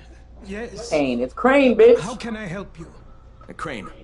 Remember when I told you about that weird infected I saw? You know, the one who took one look at me and hauled ass away? Yeah, well, I just saw another one, and it did the same thing. Hmm. I believe I have heard your colleagues talk about those creatures. Bolters, they call them. Apparently, they favor certain areas of town over others, but only appear at night. I don't suppose you could catch one and bring me a sample of its flesh. You see, a thought occurred to me. A long shot, I realize. But if these creatures favor areas where I left my experimental bait, well, let's not get ahead of ourselves.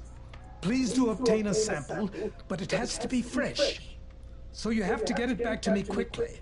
Okay, and where exactly do I find these things? I'm told that quartermaster chap has been keeping track of them.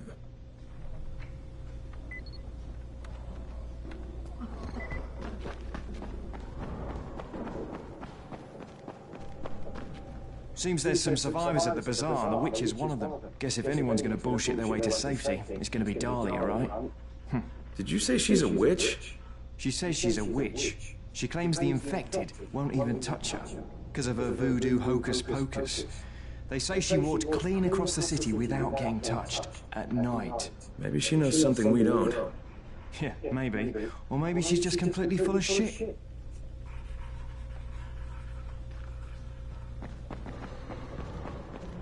Maybe she's just completely full of shit. That's funny. I saw some people in this school. Gotta wonder what they were doing there.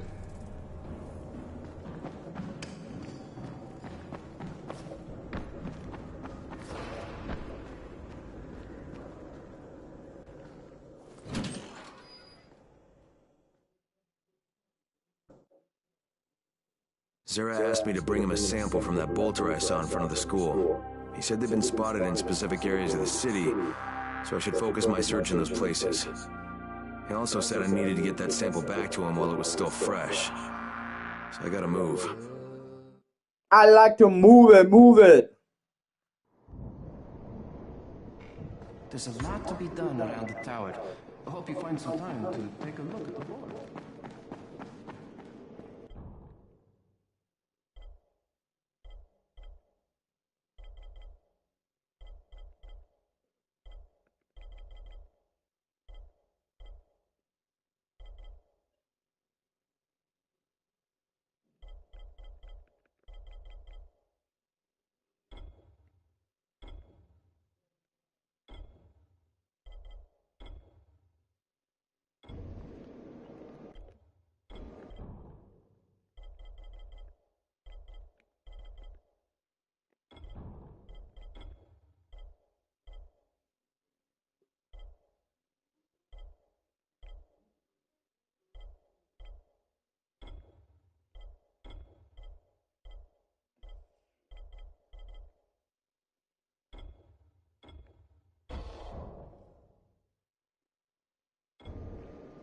Alright, babe, I'm gonna end this part here and take a short break so I can eat. I'll be back if you're still awake and you're not tired. You can watch, but I gotta eat some.